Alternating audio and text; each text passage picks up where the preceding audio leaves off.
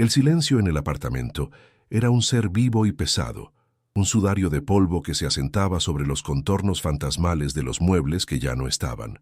Elena, de 42 años, sentía el frío del suelo de madera a través de su ropa mientras permanecía sentada, con la espalda contra la pared desnuda, vigilando el sueño de sus hijos, Lucas, de 10, y la pequeña Sofía, de 6, dormían acurrucados en el único colchón que quedaba, sus respiraciones suaves y rítmicas, el único sonido en un universo de ausencia. En la puerta, el aviso de desahucio era una herida blanca y rectangular, un grito de papel que sentenciaba el final de su vida en la ciudad. 6 meses, solo 6 meses desde que el corazón de su marido se detuvo, y con él, el latido de su mundo. Las facturas del hospital, una pila implacable de recordatorios de su fracaso, habían devorado hasta el último céntimo de sus ahorros. Ahora, solo quedaba este vacío. Elena sintió cómo un nudo helado se formaba en su estómago, un miedo tan físico que casi podía saborearlo, un sabor a metal y pérdida.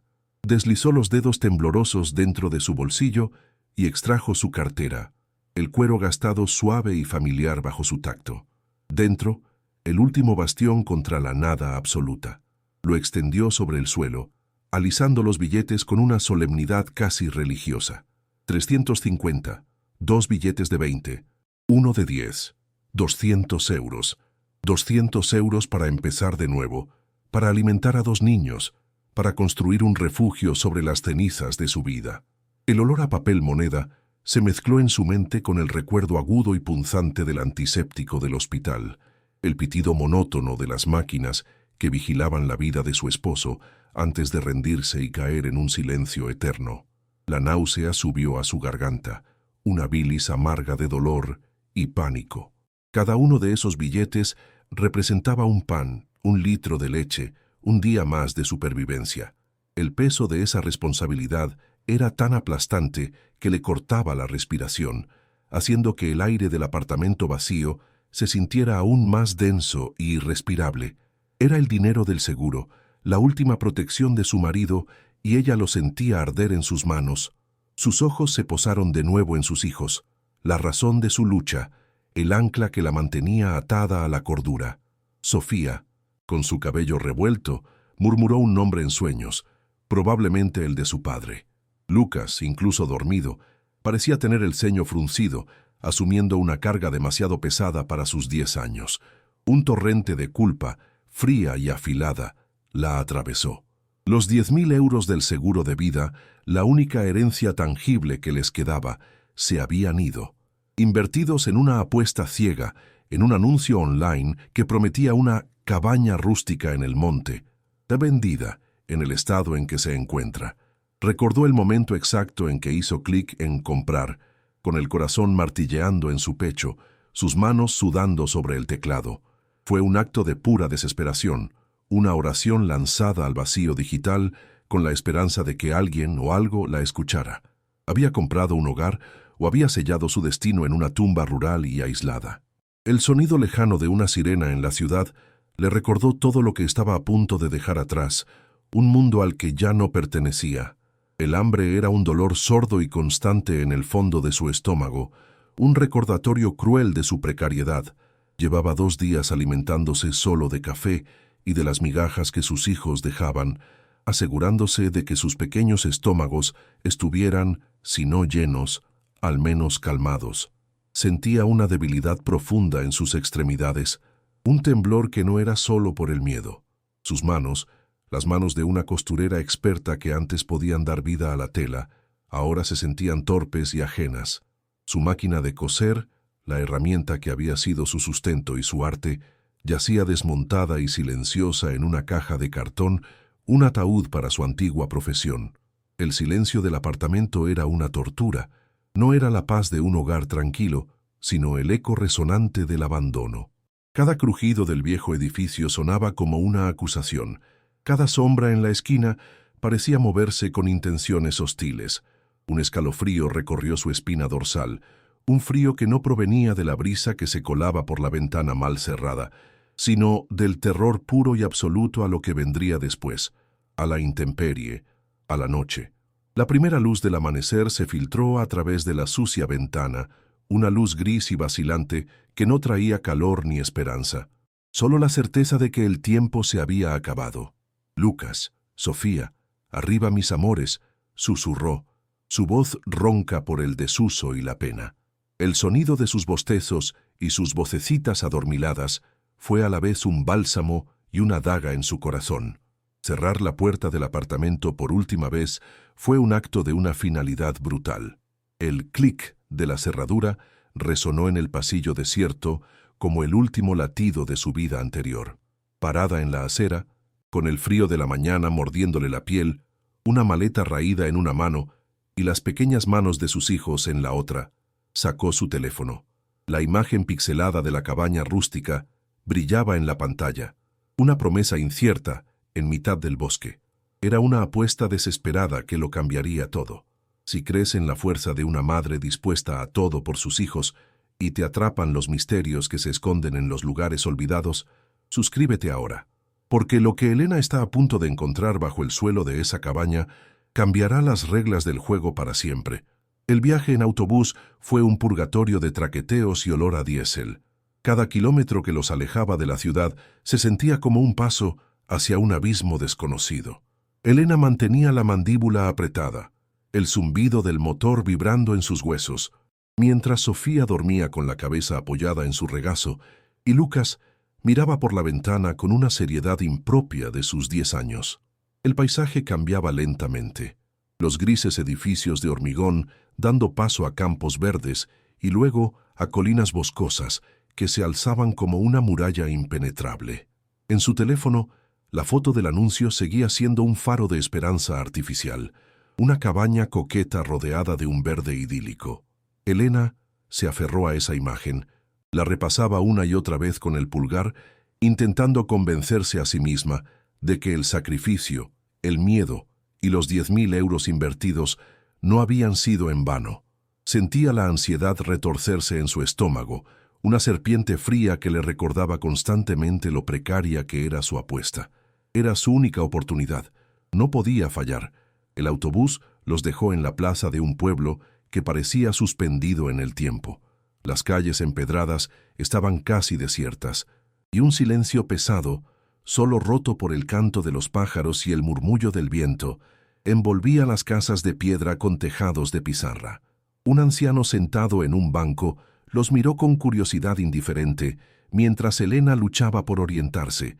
El anuncio decía que la cabaña estaba a unos kilómetros del pueblo. Elena sintió una punzada de inquietud. La realidad de esa distancia, ahora que debía recorrerla a pie con 2 niños y una maleta raída, se materializó como un obstáculo insalvable. El aire, sin embargo, era limpio y olía a pino y a tierra húmeda, un contraste brutal con el hedor contaminado de la ciudad. Por un instante, permitió que ese aroma la reconfortara, que le susurrara que quizás, solo quizás, todo saldría bien. Lucas tiró de su manga, sus ojos grandes llenos de una pregunta silenciosa. Elena forzó una sonrisa, sintiendo el peso de su esperanza infantil sobre sus hombros. El camino de asfalto pronto se convirtió en una senda de tierra y grava que ascendía sin piedad hacia el monte. El peso de la maleta le quemaba el brazo y el sudor le perlaba la frente, a pesar del aire fresco de la montaña. Sofía, demasiado pequeña para la caminata, tuvo que ser llevada en brazos la mayor parte del tiempo, su cuerpecito un peso adicional sobre el ya agotado cuerpo de Elena. Lucas caminaba a su lado, en silencio, recogiendo palos y piedras, intentando convertir la dura prueba en una aventura. El sol comenzó a descender, tiñendo el cielo de naranjas y púrpuras, una belleza que a Elena solo le inspiraba pavor. La oscuridad se acercaba, y con ella, el frío de la montaña y la sensación creciente de un aislamiento absoluto. Los sonidos del bosque, que al principio parecían pacíficos, ahora se volvían amenazantes. El ulular de un búho, el crujido de una rama bajo un peso invisible. Un escalofrío recorrió su espalda. Estaban completamente solos, lejos de cualquier ayuda. Finalmente, cuando la desesperación comenzaba a ganarle la partida, lo vieron. Un pequeño claro en la espesura del bosque y en el centro, una silueta oscura recortada contra el crepúsculo, la cabaña. Un suspiro de alivio escapó de los labios de Elena, un sonido tembloroso y frágil. Habían llegado. Dejó a Sofía en el suelo y soltó la maleta, que cayó con un ruido sordo sobre la hierba húmeda. El corazón le martilleaba en el pecho, una mezcla de agotamiento y una expectación febril. A medida que se acercaban, sin embargo, la silueta se fue definiendo y el alivio de Elena comenzó a agriarse, a transformarse en una creciente sensación de horror. La cabaña del anuncio, la promesa de un nuevo comienzo, no estaba allí. En su lugar se erigía una estructura decrépita y ruinosa, un esqueleto de madera que parecía a punto de derrumbarse sobre sí mismo. La pintura descascarada colgaba como piel muerta, y el porche se inclinaba en un ángulo precario.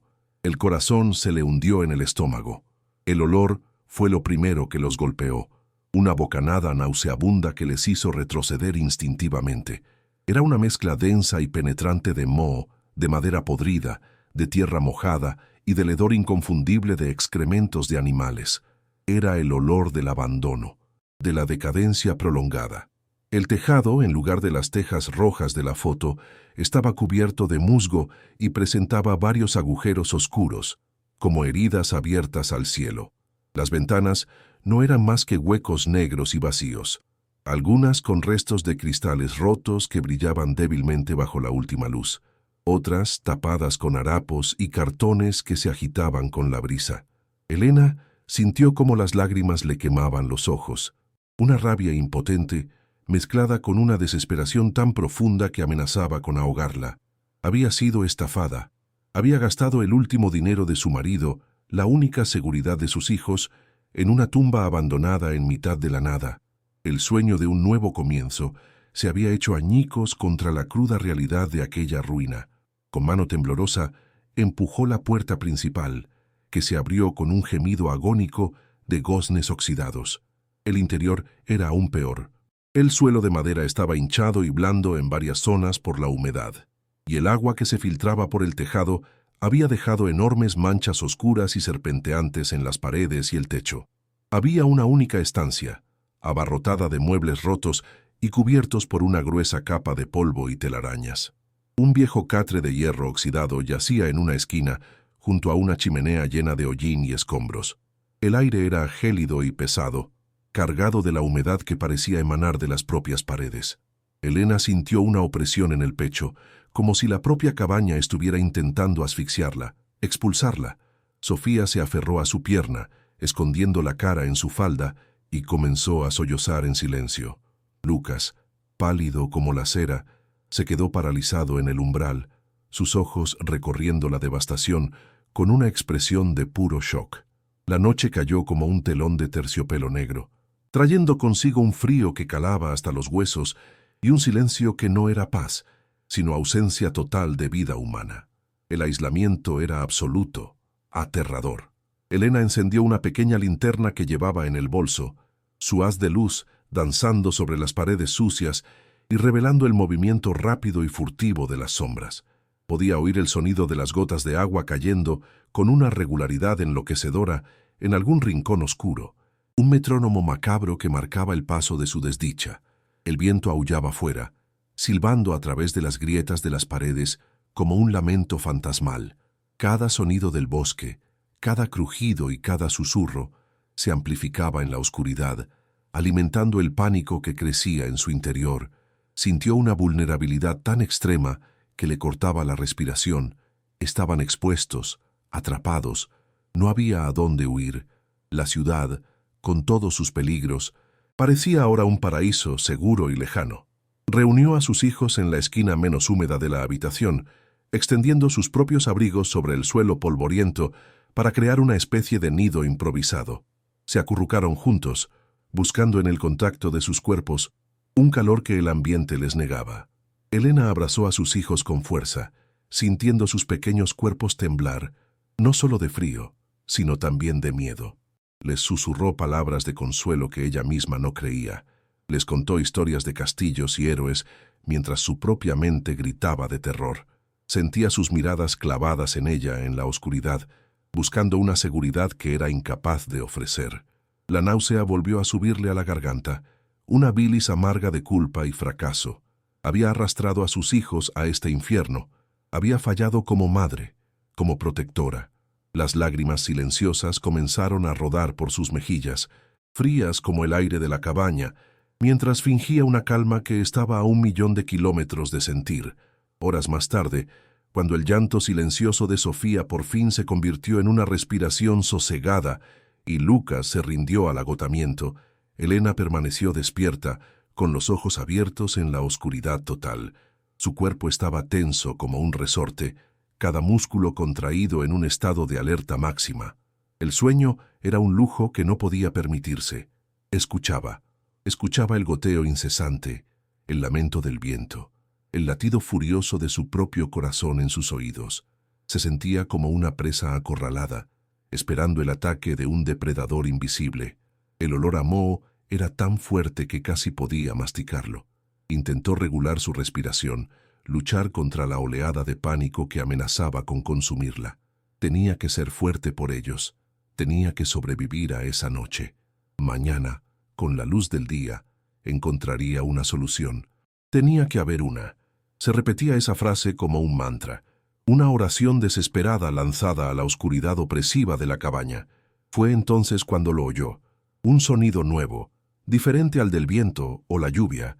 Era un sonido sutil al principio, casi imperceptible, un rasguño, rítmico, insistente. Provenía de cerca, muy cerca. Elena contuvo la respiración, sus oídos esforzándose por localizar la fuente. No venía de fuera, no era una rama arañando una pared. Venía de dentro de la cabaña. El sonido se repitió, un poco más fuerte esta vez. Scratch, scratch, scratch. Un escalofrío helado le recorrió la espina dorsal, erizándole el vello de la nuca.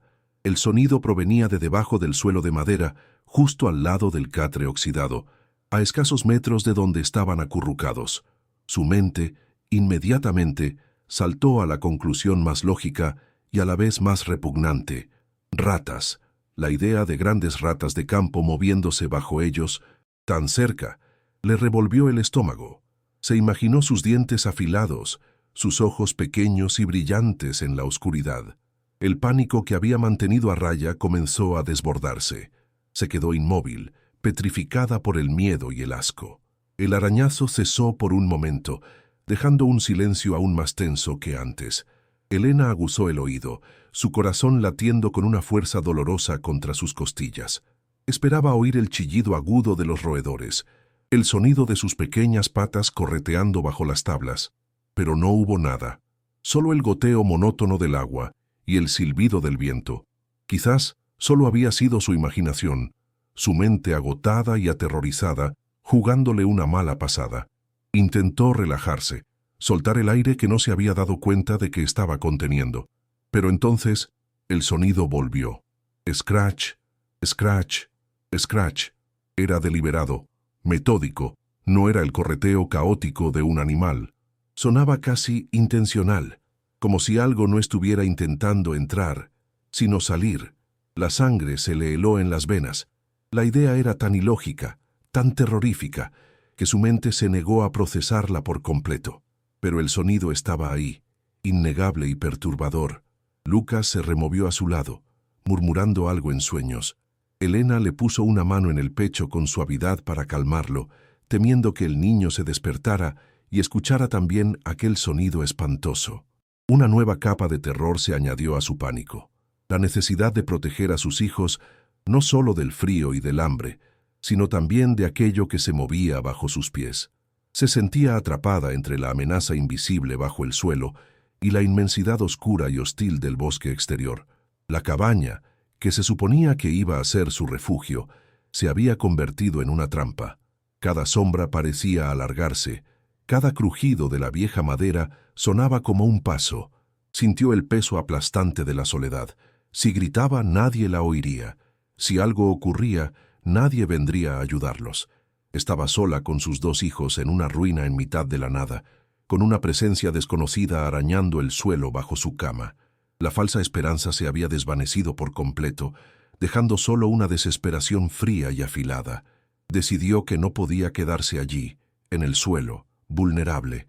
Con un movimiento lento y silencioso, se levantó, cada músculo protestando por la tensión. Sus ojos, ya acostumbrados a la penumbra, apenas distinguían las formas de la habitación. Avanzó a tientas hacia el catre de hierro, comprobando su estabilidad con una mano. Parecía lo suficientemente sólido. Con extremo cuidado, despertó a Lucas y luego levantó a Sofía en brazos, que seguía profundamente dormida. «Subid a la cama, mis amores, estaréis más calientes aquí», susurró, su voz un hilo tembloroso en el silencio. Los acomodó sobre el viejo colchón, que olía a polvo y a tiempo, y los arropó con los abrigos. Se sentía un poco más segura teniéndolos elevados del suelo, lejos de la fuente de aquel sonido. Ella, sin embargo, no se acostó. Se sentó en el borde del catre, de espaldas a sus hijos, con la pequeña linterna en una mano, convirtiéndose en una vigilante en la noche más larga de su vida. El arañazo volvió una vez más, justo cuando el primer y tímido indicio de la luz del alba comenzaba a teñir de gris los huecos de las ventanas. Scratch, scratch, scratch.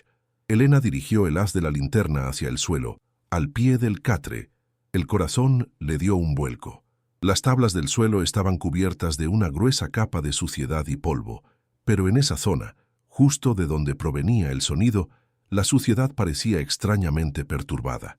No era el trabajo de ratas. El sonido no era aleatorio. Tenía un ritmo, una cadencia.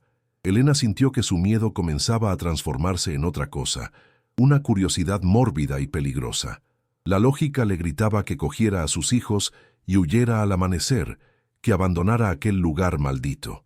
Pero otra parte de ella, la parte que había apostado todo lo que tenía en aquella cabaña, la parte que no tenía a dónde más ir, necesitaba saber. Necesitaba entender qué secreto se escondía bajo el suelo de su nueva y ruinosa casa.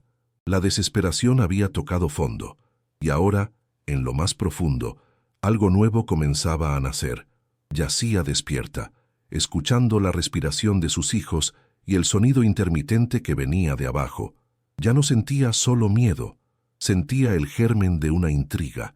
Las ratas no arañan con un ritmo tan metódico. Los animales no parecen seguir un patrón. Algo no encajaba en la narrativa del simple abandono y la infestación de alimañas. Elena se dio cuenta de que su situación había cambiado drásticamente. Ya no se trataba solo de sobrevivir al frío y al hambre en una casa en ruinas. Ahora había un misterio, un elemento desconocido que había entrado en la ecuación de su desgracia. Su mente de costurera, acostumbrada a seguir patrones y a unir piezas sueltas para crear algo completo, se aferró a esta nueva anomalía. El sonido no era solo una amenaza, era una pregunta, y en su desesperada situación, cualquier pregunta que no fuera «¿Cómo vamos a sobrevivir?», se sentía como un extraño y peligroso salvavidas. El sol aún no había salido, pero Elena sabía que esa noche había cambiado algo más que su nivel de miedo. Había plantado la semilla de un oscuro descubrimiento. A la mañana siguiente, la cabaña se reveló en toda su sórdida gloria bajo una luz gris y despiadada. El olor a humedad parecía haberse intensificado durante la noche, impregnando su ropa, su pelo, su piel. Elena sentía un cansancio tan profundo que era como una enfermedad. Sus huesos dolían y sus ojos ardían por la falta de sueño. Preparó un desayuno miserable con las últimas galletas y un poco de agua, observando a sus hijos comer con una voracidad que le partía el alma. Ella no probó bocado. El nudo en su estómago había matado por completo su apetito. Mientras Sofía dibujaba figuras en el polvo del suelo, Lucas, con su curiosidad infantil intacta, se acercó a la zona de donde provenían los ruidos. No había olvidado. El miedo de la noche se había transformado para él en un enigma que resolver, una aventura en medio de la desolación. Elena lo observaba, sintiendo una mezcla de ternura y un renovado pánico, deseando que dejara en paz los fantasmas de aquella casa ruinosa que ahora era su único hogar. Lucas se arrodilló, sus pequeños dedos de niño trazando el contorno de una de las tablas del suelo, justo al pie del catre oxidado. «Mamá, mira», dijo en voz baja, su tono cargado de la solemnidad de un gran descubrimiento. «No son ratas». Elena suspiró, el sonido cargado de agotamiento. «Claro que son ratas, cariño. Este sitio está lleno de ellas». Pero Lucas negó con la cabeza con vehemencia. «No, las marcas no están por todas partes. Están solo aquí, en los bordes de esta tabla». Se inclinó aún más, sus ojos casi pegados a la madera. Nariz como si algo hubiera estado rascando desde abajo, intentando levantarla. «Mira, aquí y aquí». Señaló con su dedo índice unas finas y casi imperceptibles muescas y arañazos a lo largo de la junta entre dos tablones, marcas que no encajaban con el movimiento caótico de un roedor. Un escalofrío recorrió la espalda de Elena. La observación de su hijo era demasiado precisa, demasiado lógica para ser ignorada, y la implicación era mucho más aterradora que cualquier plaga de ratas. Al principio, Elena intentó desecharlo. Su mente, abrumada y racional, se aferraba a la explicación más sencilla. «Es la madera vieja, Lucas. Se pudre y se astilla».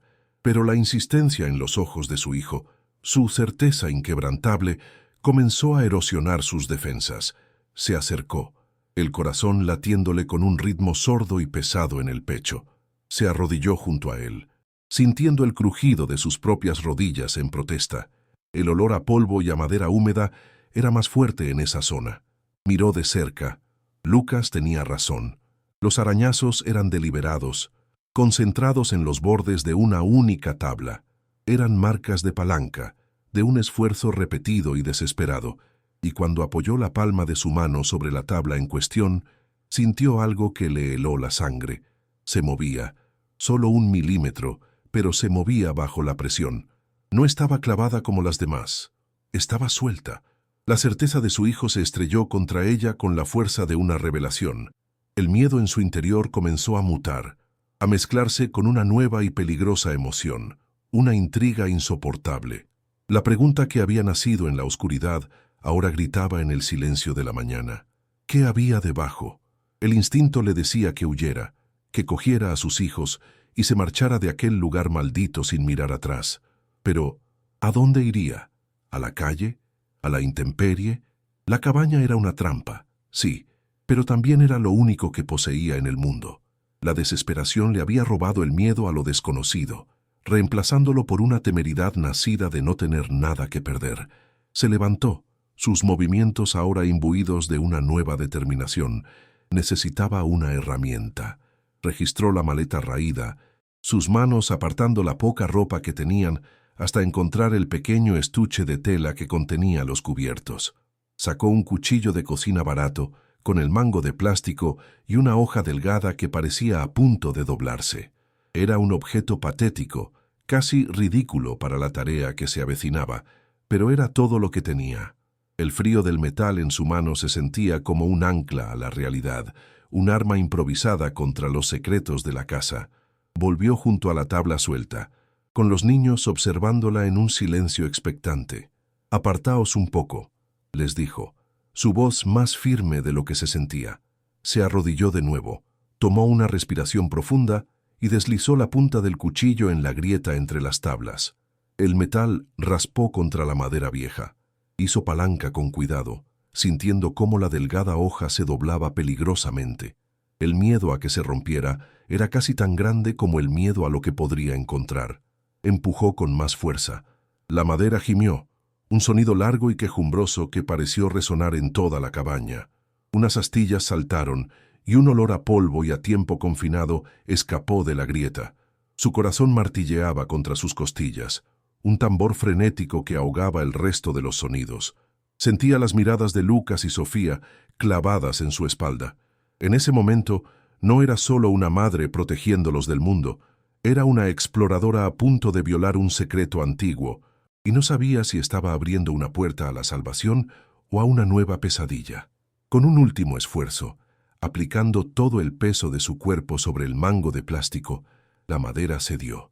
Un crujido seco y sonoro rompió el silencio, seguido del ruido sordo de la tabla al levantarse bruscamente por un lado. Elena retiró el cuchillo y, usando solo sus manos, tiró de la tabla. Estaba pesada y húmeda por debajo, cubierta de una capa de moho verdoso. La apartó a un lado, revelando el hueco que había debajo. Pero no era la tierra húmeda del subsuelo lo que esperaba ver. En el espacio oscuro que había quedado al descubierto, distinguió un contorno rectangular y oscuro. Era madera podrida, casi negra por la humedad, con una anilla de hierro oxidado incrustada en el centro. Una trampilla. La sangre se le heló en las venas. Los arañazos no eran de algo que intentaba salir. Eran una señal, un mapa, una indicación desesperada dejada por alguien, hacía mucho tiempo, para señalar exactamente aquel punto. La historia de la casa se estaba reescribiendo ante sus ojos, pasando de ser una ruina a ser un enigma deliberado. La trampilla parecía sellada por décadas de abandono. La madera estaba hinchada y deformada, encajada firmemente en su marco. Elena se arrodilló. El olor a tierra mojada y a podredumbre que emanaba del hueco era tan intenso que le provocó náuseas. Agarró la anilla de hierro con ambas manos. El metal estaba helado y cubierto de una capa de óxido áspero que se deshacía bajo sus dedos. Tiró. No se movió ni un centímetro. Era como intentar levantar la propia tierra. La frustración y la impaciencia luchaban contra el miedo que le atenazaba la garganta. Volvió a tirar, esta vez con un gruñido de esfuerzo, sus músculos tensándose hasta el límite. Sofía comenzó a lloriquear, asustada por la intensidad del momento. «Tranquila, mi amor, tranquila», jadeó Elena, sin apartar las manos del hierro. Sabía que no podía rendirse. Estaba demasiado cerca. La respuesta a todo, la razón de su presencia en aquel infierno, podía estar justo debajo de sus pies, y no se marcharía sin saber qué era. La promesa de un secreto era ahora más fuerte que su instinto de supervivencia. Reuniendo las pocas fuerzas que le quedaban, apoyó los pies contra el suelo firme y se inclinó hacia atrás, usando todo su peso corporal como contrapeso. La madera protestó con un gemido agudo y prolongado. Por un instante, Elena pensó que la anilla se arrancaría de la madera podrida, pero entonces, con un sonido sordo y húmedo, algo cedió. La trampilla se movió, arrastrándose unos centímetros y liberando una bocanada de aire viciado y helado que le golpeó la cara. Olía a cueva, a piedra mojada, a un lugar que no había visto la luz en incontables años. Era el aliento de una tumba. Animada por el pequeño éxito, tiró de nuevo, y esta vez la trampilla se abrió por completo, pivotando sobre unos goznes invisibles con un chirrido agónico. El hueco que quedó al descubierto era una negrura absoluta, un cuadrado de noche en mitad del día. El frío que ascendía de él era antinatural, un frío que no pertenecía al mundo de la superficie. Elena sintió un terror visceral, pero la curiosidad era ahora una fuerza imparable, una droga adictiva que la empujaba a seguir adelante. Cogió su pequeña linterna, la misma que había usado para vigilar durante la noche, y su haz de luz tembloroso cortó la oscuridad. El corazón le dio un vuelco. No era profundo. Un pequeño sótano, apenas del tamaño de un armario, excavado directamente en la tierra. Las paredes eran de tierra compactada, húmedas y oscuras, con raíces que colgaban como venas muertas. Un par de arañas de patas largas corrieron a esconderse de la luz repentina. El aire era denso, pesado, casi irrespirable. La visión era claustrofóbica y profundamente inquietante. Era un agujero en la tierra, un escondite primitivo, y justo en el centro, sobre el suelo de tierra apisonada, había un bulto informe cubierto por lo que parecía una lona vieja y ennegrecida por el moho. Era la única cosa allí abajo, el centro de toda la atención, el final del rastro de migas de pan que había estado siguiendo desde que oyó el primer arañazo. La pregunta ya no era qué había debajo de la tabla, sino qué se ocultaba bajo aquella lona mugrienta. El dilema la paralizó por un instante. Bajar allí abajo era cruzar un umbral del que quizás no habría retorno. Sentía las miradas de sus hijos, dos pares de ojos llenos de miedo y confusión. Debía protegerlos, pero la cruda realidad era que la mayor amenaza para ellos no era un sótano oscuro, sino el hambre y la intemperie. Si había algo de valor allí abajo, cualquier cosa que pudiera venderse, podría significar la diferencia entre la vida y la muerte. Con una resolución sombría, se giró hacia Lucas. «Cuida de tu hermana, no os mováis de aquí. Vuelvo en un minuto». Su voz sonaba extrañamente calmada. Se sentó en el borde del agujero, giró su cuerpo y deslizó los pies hacia la oscuridad, buscando un punto de apoyo. Sus zapatos tocaron el suelo húmedo y frío con un ruido sordo. La distancia era de apenas 1,5 metros, pero se sintió como un descenso a otro mundo. El aire la envolvió, gélido y cargado con el olor a siglos de olvido. Estaba dentro. Una vez abajo, la sensación de encierro fue abrumadora. Las paredes de tierra parecían cerrarse sobre ella, y el pequeño cuadrado de luz de la trampilla abierta parecía muy lejano. El silencio era total, profundo, solo roto por su propia respiración agitada y el latido de su corazón en sus oídos. Dirigió el haz de la linterna de nuevo hacia el bulto en el centro. La lona estaba rígida y quebradiza al tacto, cubierta por una capa resbaladiza de moho que le provocó una oleada de asco. El olor era insoportable. Contuvo la respiración y, con un movimiento rápido y decidido, agarró un extremo de la lona y tiró de ella. Se deshizo en parte en sus manos, liberando una nube de esporas que la hicieron toser violentamente. Pero lo que quedó al descubierto hizo que se olvidara del moho, del olor y del miedo. Era una caja de metal, de tamaño mediano, completamente cubierta de una gruesa costra de óxido rojizo. No era un tesoro brillante, sino un objeto mundano y decrépito, pero en aquel contexto parecía el artefacto más extraordinario del mundo. Se arrodilló en la tierra húmeda, la luz de la linterna temblando en su mano. La caja era pesada, sólida, tenía un aspecto antiguo, con los bordes abollados y un cierre de pestillo robusto, también sellado por el óxido. El corazón le latía con una violencia dolorosa. ¿Qué podía haber dentro que mereciera ser escondido con tanto esmero en un sótano secreto, bajo una tabla marcada? Se imaginó joyas, monedas de oro, un tesoro pirata salido de los cuentos que le leía a Sofía. La idea era tan fantástica, tan absurdamente esperanzadora, que casi se echó a reír. Pero en su situación, la fantasía y la realidad habían empezado a desdibujarse. Cualquier cosa era posible. Intentó abrir el pestillo con los dedos, pero estaba completamente soldado por la corrosión. Era imposible. La frustración la invadió, aguda y punzante. Estar tan cerca de la respuesta y ser detenida por un simple trozo de metal oxidado era una tortura. Recordó el cuchillo. Lo había dejado arriba. Una rabia impotente la recorrió. «¡Lucas!», gritó, su voz sonando extrañamente amortiguada en el pequeño espacio. «¡Pásame el cuchillo!». Unos segundos después, el rostro asustado de su hijo apareció en el hueco de la trampilla. Su pequeña mano extendió el cuchillo hacia la oscuridad.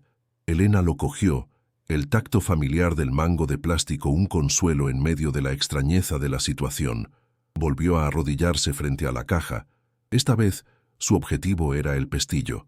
Introdujo la punta del cuchillo en la junta del cierre y empezó a hacer palanca, moviéndolo de un lado a otro. El sonido del metal arañando el óxido era estridente, un chillido que le puso los pelos de punta. El óxido se desprendía en escamas rojizas, cayendo sobre la tierra húmeda. Empujó y forzó, el fino acero del cuchillo doblándose hasta un punto casi de ruptura. Sudaba, no por el esfuerzo, sino por la tensión nerviosa. El mundo entero se había reducido a esa caja, a ese pestillo, a ese momento. El destino de su familia estaba contenido en aquel cofre oxidado. Finalmente, con un chasquido metálico que resonó como un disparo en el sótano silencioso, el pestillo cedió. El sonido fue tan repentino y violento que Elena casi se cae hacia atrás. Se quedó inmóvil por un segundo, el corazón en la garganta, escuchando. Nada, solo el eco del metal roto. Con manos que temblaban incontrolablemente, levantó la pesada tapa de la caja. Un chirrido prolongado y agónico acompañó el movimiento, como si la caja estuviera exhalando su último aliento después de décadas de silencio. Un olor diferente surgió del interior, sobreponiéndose al del moho y la tierra. Era un olor seco, polvoriento, el olor del papel viejo, del cuero curtido y de algo más, algo débil y extrañamente limpio, como la tierra después de una tormenta. Contuvo la respiración y dirigió el haz de la linterna hacia el interior. Por un instante, la decepción la golpeó. No había oro brillante ni joyas deslumbrantes, solo objetos oscuros y de aspecto mundano. Lo primero que vio fue un libro. Estaba en la parte superior, un diario de tamaño mediano con una cubierta de cuero oscuro, manchada por la humedad pero sorprendentemente intacta. La palabra diario estaba grabada en la portada con letras doradas casi borradas. Debajo de él había un paquete de documentos, amarillentos y frágiles por el tiempo, atados con una cinta de tela que una vez debió ser roja y ahora era de un color pardo desvaído. Parecían papeles legales, cubiertos de una caligrafía intrincada y sellos oficiales. El corazón de Elena se hundió un poco. Papeles viejos. ¿Qué valor podían tener? Pero entonces, en una esquina de la caja, vio algo más. Una pequeña bolsa de terciopelo, de un color burdeos tan oscuro que casi parecía negro. Estaba cerrada con un cordón dorado. La cogió. Pesaba más de lo que aparentaba. Una densidad inesperada que envió una descarga eléctrica a través de sus dedos. Su pulso se aceleró de nuevo, un ritmo salvaje en sus oídos.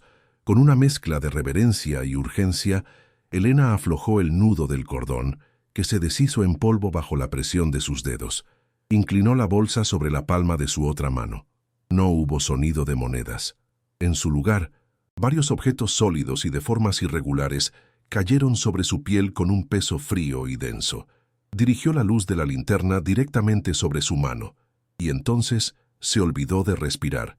No eran simples piedras, eran cristales en bruto, de un color verde profundo e intenso, con vetas más oscuras en su interior. No reflejaban la luz, sino que parecían absorberla, brillando con un fuego interno, una luminiscencia propia. Eran opacos, sin pulir, pero la riqueza de su color era inconfundible. Esmeraldas, varias esmeraldas en bruto, algunas del tamaño de una uña, otras tan grandes como su pulgar. La visión era tan surrealista, tan imposible, que su mente se negó a procesarla. Se quedó mirando las piedras en su mano, sucia de tierra y óxido, sin poder conectar la cruda realidad de su pobreza con el tesoro que sostenía. El valor de aquellas piedras era incalculable para ella. Podía significar comida, un techo seguro, una educación para sus hijos, el fin de la pesadilla. Un torrente de emociones la sacudió, alivio, incredulidad, euforia y un miedo repentino y abrumador. Un tesoro como aquel no se esconde sin una buena razón. ¿Quién lo escondió? ¿Y por qué? Su mirada volvió al interior de la caja, al diario de cuero y a los documentos amarillentos. De repente, aquellos papeles viejos ya no parecían inútiles. Comprendió que las esmeraldas y los documentos estaban conectados. Las piedras eran la riqueza, pero el diario y los papeles eran la historia. Eran la clave para entender por qué un tesoro estaba enterrado bajo una cabaña en ruinas en mitad de la nada. El misterio de los arañazos había sido resuelto, pero solo para abrir la puerta a un enigma mucho más grande y, sin duda, mucho más peligroso. Ahora tenía en sus manos no solo una posible fortuna, sino un secreto que alguien había querido enterrar para siempre. Sacó el diario de la caja. El cuero estaba frío y ligeramente húmedo al tacto. Lo abrió con sumo cuidado, temiendo que las páginas se deshicieran. La primera página tenía un nombre escrito con una tinta azul desvaída: Arturo Vega, geólogo. Y debajo, una fecha: marzo de 1975. El corazón le dio un vuelco. Esto no era un tesoro antiguo, era relativamente reciente. La historia pertenecía a la memoria viva de la gente. Las páginas estaban llenas de una escritura apretada y nerviosa, describiendo mediciones, formaciones rocosas y la emoción del descubrimiento. Elena leyó fragmentos al azar, su mente luchando por comprender los términos técnicos, pero el mensaje general era claro. Arturo había encontrado una veta importante de esmeraldas en aquellas tierras. Había encontrado la fortuna, la misma fortuna de la que ella sostenía una pequeña muestra en su mano. Y al seguir pasando las páginas, el tono de la escritura comenzó a cambiar, la emoción del descubrimiento dando paso a una creciente sensación de pavor. Cogió también el fajo de documentos. Eran escrituras de propiedad, mapas topográficos dibujados a mano con anotaciones precisas. Desdobló uno de los mapas con manos temblorosas. Mostraba una vasta extensión de tierra, cientos de hectáreas que rodeaban la pequeña parcela donde se encontraba la cabaña.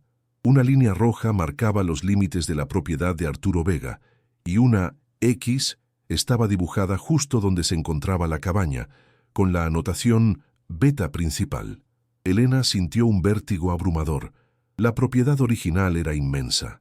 La pequeña parcela ruinosa que ella había comprado por 10.000 euros era solo una migaja insignificante de un pastel mucho más grande. Un pastel increíblemente rico. La estafa que había sufrido al comprar la cabaña era una sombra pálida de una injusticia mucho mayor.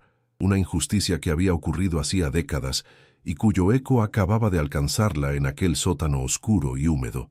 La historia de Arturo se estaba convirtiendo, sin que ella lo quisiera, en su propia historia. Volvió al diario, buscando las últimas entradas. La escritura se había vuelto casi ilegible, los trazos erráticos y desesperados. Las últimas páginas no hablaban de geología, sino de miedo. Arturo describía amenazas, visitas nocturnas, la presión de un cacique local, con poderosas conexiones en el régimen de Franco que quería sus tierras a cualquier precio. Hablaba de la violencia, del miedo a desaparecer, del terror que sentía no solo por su vida, sino porque su descubrimiento fuera robado. Elena sintió un nudo helado en el estómago. Estaba leyendo el testamento de un hombre condenado. Las palabras de Arturo, escritas casi 50 años atrás, vibraban con un terror tan presente que Elena casi podía sentir su presencia en el sótano junto a ella. El frío que sentía ya no era solo por la humedad del lugar, era el frío del miedo de otro hombre. Un miedo que había quedado atrapado entre las páginas de aquel diario y que ahora se filtraba en su propia alma. La última entrada estaba fechada solo unas semanas después de la primera. La escritura era apenas un garabato tembloroso. Vienen a por mí esta noche, lo sé. No aceptarán un no por respuesta. He escondido las pruebas y una muestra de las piedras. Es lo único que puedo hacer. Si algo me pasa, la verdad está debajo de la casa. Que Dios se apiade de mi alma. Esas fueron las últimas palabras. Después, solo páginas en blanco. Elena cerró el diario de golpe, como si las páginas quemaran. Un silencio pesado llenó el sótano.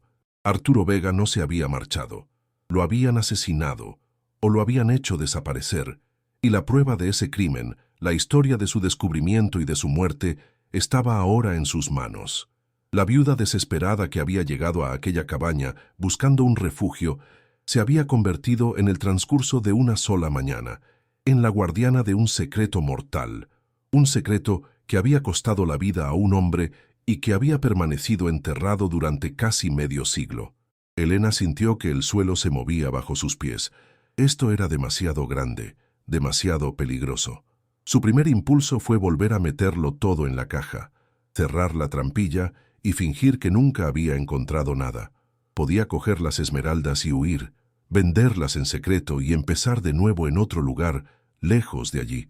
Sería suficiente para asegurar el futuro de sus hijos. Nadie tenía por qué saberlo. Pero entonces, la imagen del rostro de su propio marido, pálido y sin vida en la cama del hospital, acudió a su mente. La injusticia de su muerte, la impotencia que ella había sentido, y ahora la injusticia de la muerte de Arturo, un hombre cuya historia había llegado a ella por un giro increíble del destino. Podía simplemente darle la espalda, podía construir la felicidad de sus hijos sobre el silencio de un crimen.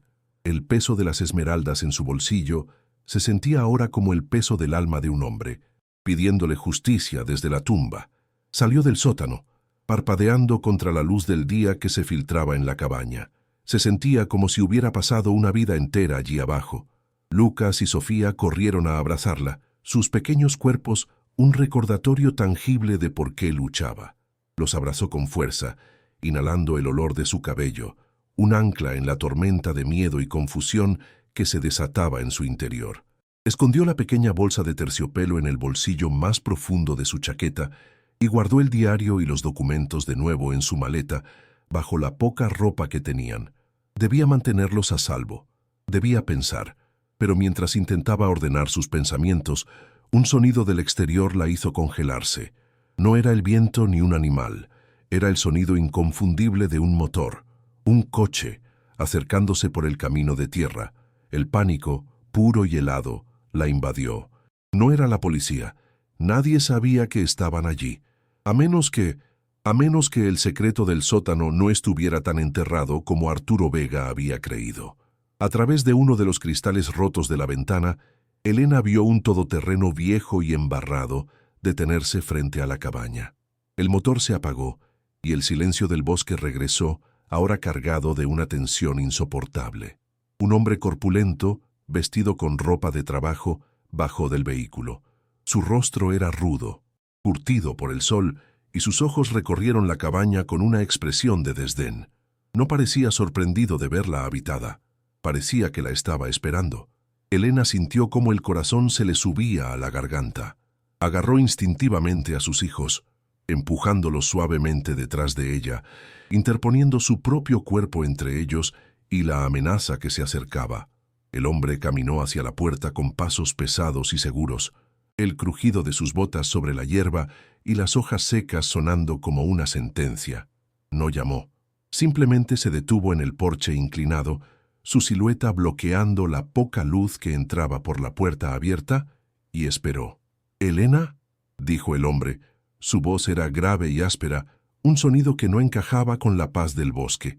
No era una pregunta, sino una afirmación. Sabía su nombre. El terror de Elena se intensificó, convirtiéndose en una certeza helada. Esto no era una coincidencia. Su llegada, justo después de su descubrimiento, no podía ser casualidad. «¿Quién es usted?», preguntó ella, su propia voz temblando a pesar de sus esfuerzos por parecer fuerte. El hombre esbozó una sonrisa que no llegó a sus ojos. «Soy solo un recadero. Vengo de parte de don Alonso, el dueño de estas tierras». La mención de un nombre, don Alonso, envió una nueva oleada de pavor por el cuerpo de Elena. El cacique, el hombre del diario, el que había amenazado a Arturo. No podía ser, después de tantos años. La historia no estaba muerta, estaba viva y acababa de llamar a su puerta.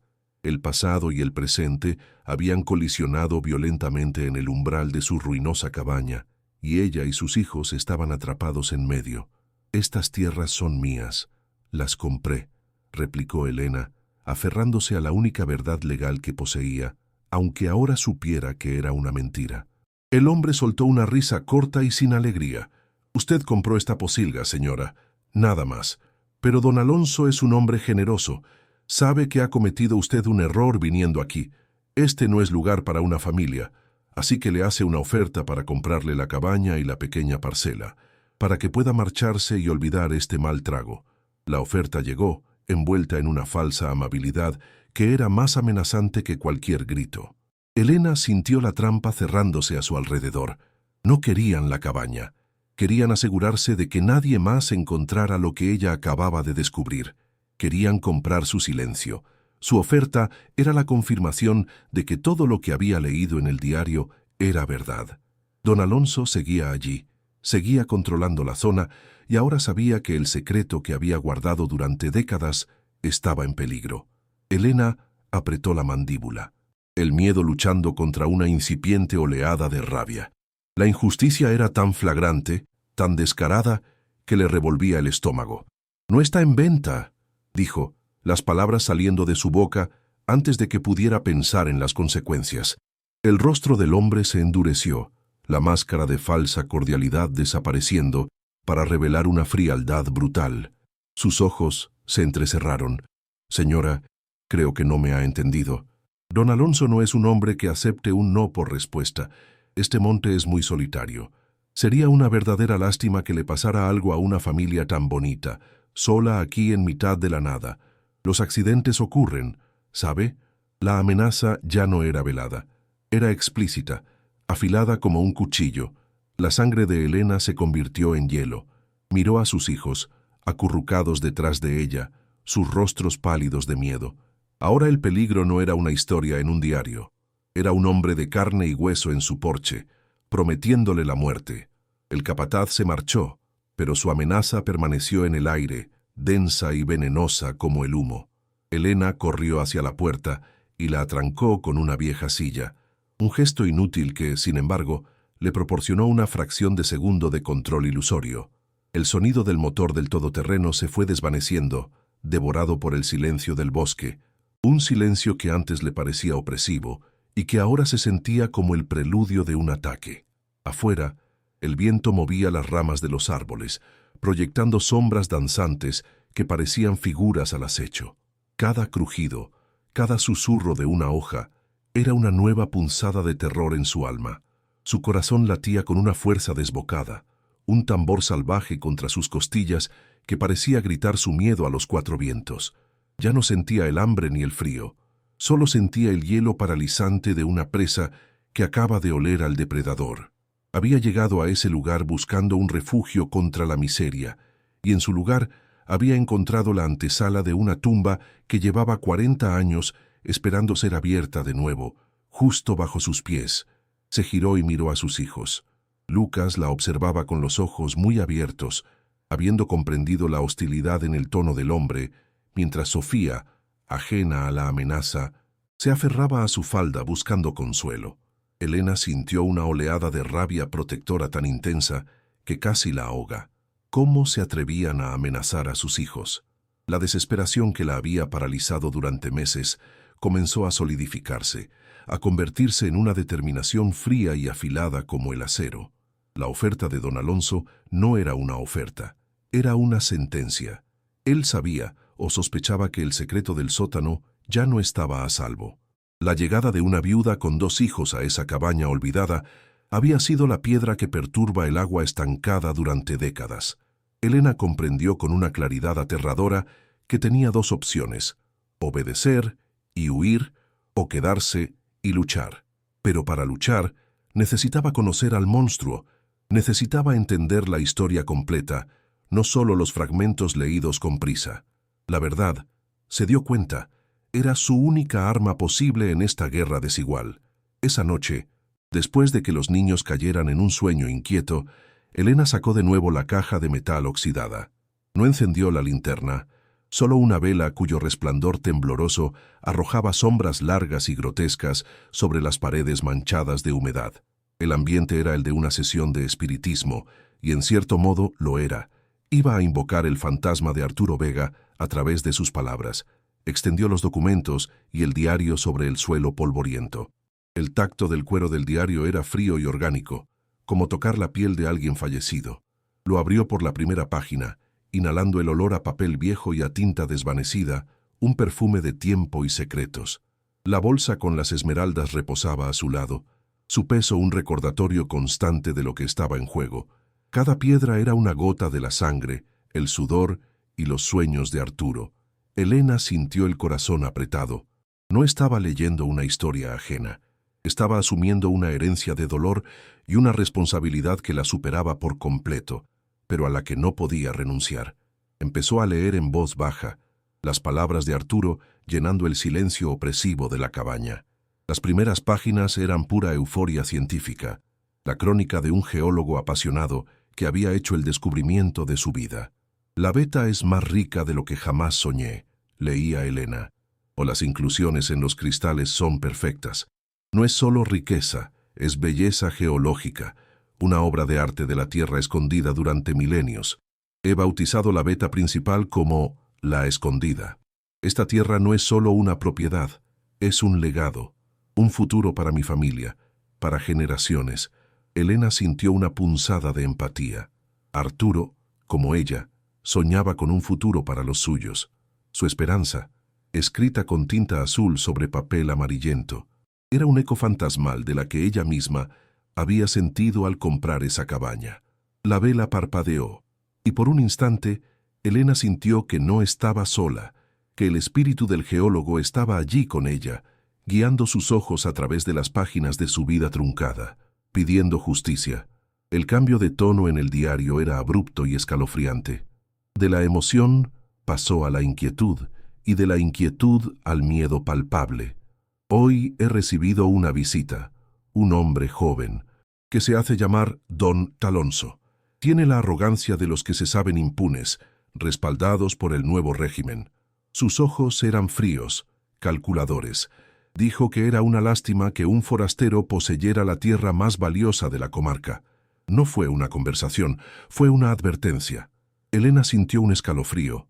Era el mismo nombre, el mismo hombre. El cacique de 1975 seguía siendo el rey de aquel monte en la actualidad. La historia no se repetía, simplemente nunca había terminado. La garra de Alonso sobre aquella tierra no se había aflojado en casi 50 años. Arturo describía cómo, tras esa primera visita, las cosas empezaron a ir mal. Sus herramientas desaparecían, encontraba animales muertos cerca de la cabaña y sentía la constante e incómoda sensación de ser observado desde la espesura del bosque, la misma que ella sentía ahora. Arturo detallaba la estrategia de Alonso con una lucidez desesperada. No es un simple matón, es más inteligente, más cruel. Utiliza el poder del Estado como un arma personal. El sargento de la Guardia Civil del pueblo es su primo. El alcalde le debe favores. Estoy completamente solo. Ha corrido la voz de que soy un rojos de la ciudad, un enemigo del régimen, para que nadie en el pueblo se atreva a ayudarme. Me está aislando, asfixiándome lentamente antes de dar el golpe final. Ofrece comprarme la tierra por una miseria, riéndose en mi cara mientras lo hace, sabiendo que no tengo a quién recurrir. Me dijo que esta tierra tenía memoria y que los hombres que la desafiaban no dejaban rastro. Elena tuvo que detener la lectura, la náusea subiendo a su garganta. La frase «no dejaban rastro» resonó en el silencio, una sentencia de muerte pronunciada décadas atrás y que seguía vigente. La crueldad metódica del plan le heló la sangre en las venas. Esto no fue un crimen pasional, fue una ejecución calculada. Con manos temblorosas, Elena dejó el diario y desdobló los mapas topográficos. La caligrafía de Arturo era precisa, casi artística. La X, que marcaba la veta principal de Esmeraldas, estaba justo debajo de donde ella se encontraba sentada. Pero lo que le cortó la respiración fue ver la inmensa extensión de la propiedad original delineada en tinta roja. Cientos de hectáreas de monte, valles y arroyos. La parcela que ella había comprado era una minúscula mota de polvo en comparación, un apéndice sin valor aparente, excepto por un detalle crucial. Era el único lugar con una construcción, el único lugar donde Arturo podría haber escondido algo. Comprendió la estrategia de Alonso al venderle la cabaña. Era mejor tenerla ocupada por una viuda desesperada y controlable que dejarla abandonada y expuesta a que cualquier otro curioso descubriera el sótano. Ella no era una amenaza inesperada, era una parte calculada, aunque fallida, del plan de contención del secreto. Se sintió como una marioneta en un juego del que apenas empezaba a entender las reglas. Las escrituras de propiedad originales, con sus sellos y firmas oficiales de la época, confirmaban que Arturo Vega era el legítimo propietario de toda esa extensión de tierra. Pero junto a ellas había otro documento que Arturo debió conseguir con gran riesgo. Era una copia de un registro mercantil reciente, de los años 70. Mostraba la creación de una nueva empresa, Mineras del Norte S.A., y en la lista de accionistas fundadores un nombre destacaba, Alonso de la Fuente. La conexión era innegable. La trama se revelaba ante sus ojos con una claridad brutal. Alonso no solo quería la tierra para sí mismo, tenía un plan de negocio. La usurpación y el asesinato de Arturo no fueron solo actos de codicia, sino la primera y sangrienta inversión para fundar su imperio minero. El imperio que, según el capataz, todavía poseía esas tierras. El éxito de don Alonso, su riqueza, su poder, estaban construidos sobre los huesos de Arturo Vega. La injusticia era tan monumental, tan abrumadora, que Elena sintió un mareo. Era David contra un Goliat que había estado fortaleciéndose durante 50 años. Elena sacó su teléfono. La batería estaba casi agotada, pero para su sorpresa, encontró una débil y fluctuante barra de señal cerca de una de las ventanas rotas. Con dedos torpes por el frío y el miedo, escribió en el buscador Alonso de la Fuente y Mineras del Norte S.A. Los resultados la golpearon como un puñetazo en el estómago. Decenas de artículos, fotografías de un hombre anciano de unos 75 años, con el pelo blanco perfectamente peinado, traje caro y una sonrisa afable.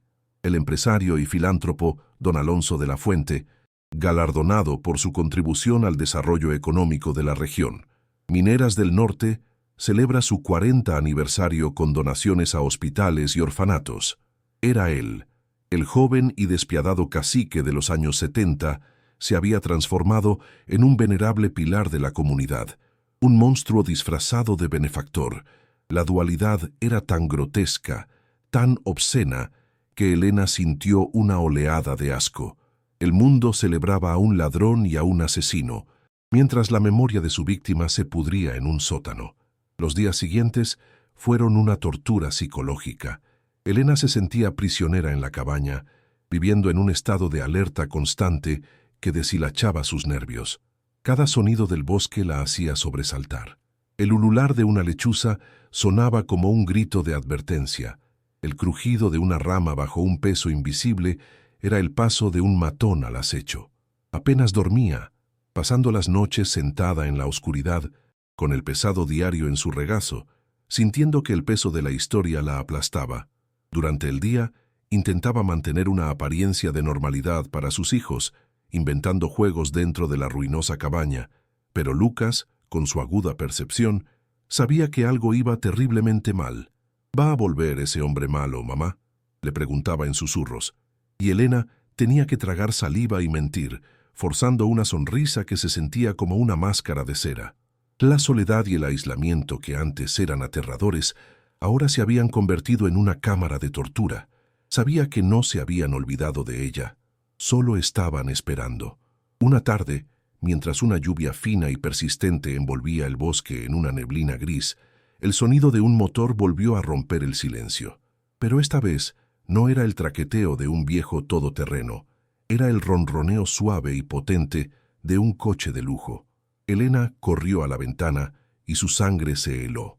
Un sedán negro y reluciente, tan fuera de lugar en aquel paraje salvaje como una joya en un estercolero, se había detenido frente a la cabaña. El chófer, un hombre con traje oscuro, se bajó y abrió la puerta trasera. De ella descendió un anciano. A pesar de la distancia y la lluvia, Elena lo reconoció al instante por las fotos de internet. Pelo blanco, traje a medida, un paraguas negro sostenido con elegancia. Era don Alonso de la Fuente en persona. El monstruo había decidido visitar su guarida. El corazón de Elena se detuvo. El juego de los recaderos había terminado. Ahora, el rey en persona venía a mover su pieza final sobre el tablero, y ella era la única que se interponía en su camino. El miedo era tan intenso que era físico, un dolor agudo en el pecho. Don Alonso se acercó a la cabaña con pasos lentos y mesurados, sin que una sola gota de lluvia manchara sus zapatos italianos. Su chófer permaneció junto al coche. Una estatua silenciosa y amenazante. Se detuvo en el porche, justo donde antes había estado su capataz, y sus ojos, que Elena vio ahora de cerca, eran exactamente como Arturo los había descrito, fríos, calculadores y completamente desprovistos de empatía. Eran los ojos de un depredador que mira a su presa con una mezcla de fastidio e interés. «Señora Elena», dijo. Su voz era sorprendentemente suave, cultivada, pero con un filo de acero por debajo. «He venido personalmente para evitar más malentendidos. Su presencia aquí es inconveniente para todos». No levantó la voz, no necesitaba hacerlo. Su poder emanaba de él como un aura gélida, llenando el pequeño espacio de la cabaña y robándole el aire a Elena. La cortesía de sus palabras era la peor de las humillaciones, la demostración de que podía destruirla sin siquiera mancharse las manos, y hacerlo con una sonrisa. «Le ofrezco 20.000 euros», continuó, ignorando a los niños que se escondían tras Elena. «El doble de lo que pagó por este lugar, es más de lo que vale. Puede coger el dinero, marcharse mañana mismo y empezar de nuevo en otro sitio, lejos de aquí, un lugar seguro para sus hijos». La mención directa de sus hijos fue como una puñalada. No era una oferta, era un rescate. Estaba poniendo un precio a su seguridad. Elena lo miró fijamente, la rabia finalmente superando al miedo. En sus ojos no vio a un filántropo, vio al asesino de Arturo Vega, al ladrón de sus tierras, al hombre que ahora amenazaba con arrebatarle el futuro a sus propios hijos. Sostuvo la mirada del anciano, un acto de desafío que le costó cada gramo de su fuerza de voluntad. El silencio se alargó, tenso como la cuerda de un violín. La lluvia golpeaba el tejado agujereado, un tamborileo que marcaba el compás de la confrontación. La sonrisa de don Alonso se desvaneció un poco, reemplazada por una sombra de impaciencia. «Piénselo bien, Elena», dijo finalmente, su voz bajando a un susurro conspirador y letal. «Algunas herencias, como los secretos que se esconden bajo las casas viejas, es mejor dejarlas enterradas. Son una carga demasiado pesada, sobre todo para una madre sola». Se dio la vuelta con la misma elegancia con la que había llegado, sin esperar una respuesta, como si la conversación hubiera terminado y su victoria fuera una conclusión inevitable. Mientras caminaba de regreso a su coche de lujo, lanzó una última frase por encima del hombro, las palabras flotando en el aire húmedo como una maldición. «Piense en el futuro de Lucas y de la pequeña Sofía. Sería una tragedia que crecieran sin una madre». La amenaza final, la más cruel de todas, quedó suspendida en el aire. El coche arrancó y desapareció en la niebla, dejando a Elena sola, temblando, con el diario de un hombre muerto en una mano y el destino de sus hijos en la otra, atrapada entre la justicia y la supervivencia. El monstruo del pasado había vuelto, y ahora conocía su nombre y el de sus hijos. Sabía que ella había encontrado el secreto, y le había dejado claro que no se detendría ante nada para proteger su imperio construido sobre sangre y mentiras. La oferta era tentadora: tomar el dinero, desaparecer y garantizar la seguridad de su familia, pero significaría dejar que un asesino se saliera con la suya, que la injusticia se perpetuara y que la memoria de Arturo Vega se perdiera para siempre en el olvido. La otra opción era luchar, usar las pruebas que tenía para exponer a Alonso, arriesgándose a una confrontación directa con un hombre sin escrúpulos, increíblemente poderoso y que ya había matado antes. ¿Qué harías en el lugar de Elena? ¿Aceptarías el dinero y huirías para salvar a tu familia? ¿O te arriesgarías a enfrentarte a un asesino poderoso para reclamar una justicia que podría costarte la vida? Déjanos tu opinión en los comentarios, porque la decisión que tome ahora cambiará todo para siempre. El sedán negro desapareció, pero la ponzoña de sus palabras se quedó flotando en el aire, más densa que la niebla del bosque. Elena se quedó paralizada, el corazón golpeándole las costillas con una fuerza brutal. La amenaza no había sido solo para ella. Había sido una sentencia firmada con los nombres de sus hijos. Un frío que no era de la montaña se deslizó por su espina dorsal, un hielo visceral que congeló el tuétano de sus huesos. Miró sus propias manos, las manos de una costurera que ahora sostenían un secreto manchado de sangre y una oferta envenenada. 20.000 euros. El precio de su silencio, el precio de su vida. La cantidad era una fortuna para ella, la llave para escapar de esa miseria, pero el coste era su alma. El rostro de Arturo Vega, imaginado a través de su escritura desesperada, se superpuso al de su propio marido. Dos hombres buenos destruidos por la injusticia. La rabia, una brasa que había estado ardiendo lentamente en su interior, finalmente estalló en una llamarada furiosa, quemando el miedo y dejando en su lugar una determinación helada y cortante. No huiría. La idea de luchar, sin embargo, era un suicidio. ¿Qué podía hacer una viuda sin dinero contra un hombre que controlaba la ley, la economía y las armas de toda una comarca? La sensación de impotencia era asfixiante. Mientras la tarde moría y las sombras se alargaban como dedos acusadores, Elena recordó algo, una imagen fugaz que había registrado en su primer y terrible día de caminata hacia la cabaña. A lo lejos, a varios kilómetros a través de un valle, había visto una delgada columna de humo ascendiendo hacia el cielo, una señal de vida, un hogar, un vecino. En aquel momento no le había dado importancia, perdida en su propia desesperación. Pero ahora, esa columna de humo se convirtió en un faro, en la única y remota posibilidad de encontrar a alguien que no estuviera bajo el pulgar de don Alonso, alguien que hubiera vivido en aquel monte el tiempo suficiente para conocer sus verdaderas historias, sus verdaderos monstruos. Era una posibilidad ínfima, un disparo en la más completa oscuridad, pero era la única que tenía. La decisión fue instantánea, impulsada por una adrenalina nacida del pavor. Esperó a que la noche cayera por completo, Una noche, sin luna, oscurecida por un manto de nubes espesas, acurrucó a sus hijos en el catre, sus respiraciones tranquilas, un doloroso contraste con la tormenta que se desataba en su pecho. «Mamá tiene que salir un momento», susurró a un Lucas medio dormido. «Pase lo que pase, no abráis la puerta a nadie. Volveré antes de que salga el sol». El miedo en los ojos de su hijo fue una daga en su corazón, pero la alternativa, esperar a que los hombres de Alonso volvieran, era impensable. Cogió el diario, envolviéndolo en un plástico para protegerlo de la humedad, y lo metió en una pequeña mochila junto a la linterna y el cuchillo de cocina. Al salir de la cabaña y adentrarse en la negrura del bosque, sintió un terror tan absoluto que casi se da la vuelta. El bosque ya no era solo un lugar solitario, era el territorio de su enemigo, y ella se estaba adentrando en él, vulnerable y sola, buscando a un fantasma. El camino era una pesadilla de raíces traicioneras y ramas que arañaban su rostro.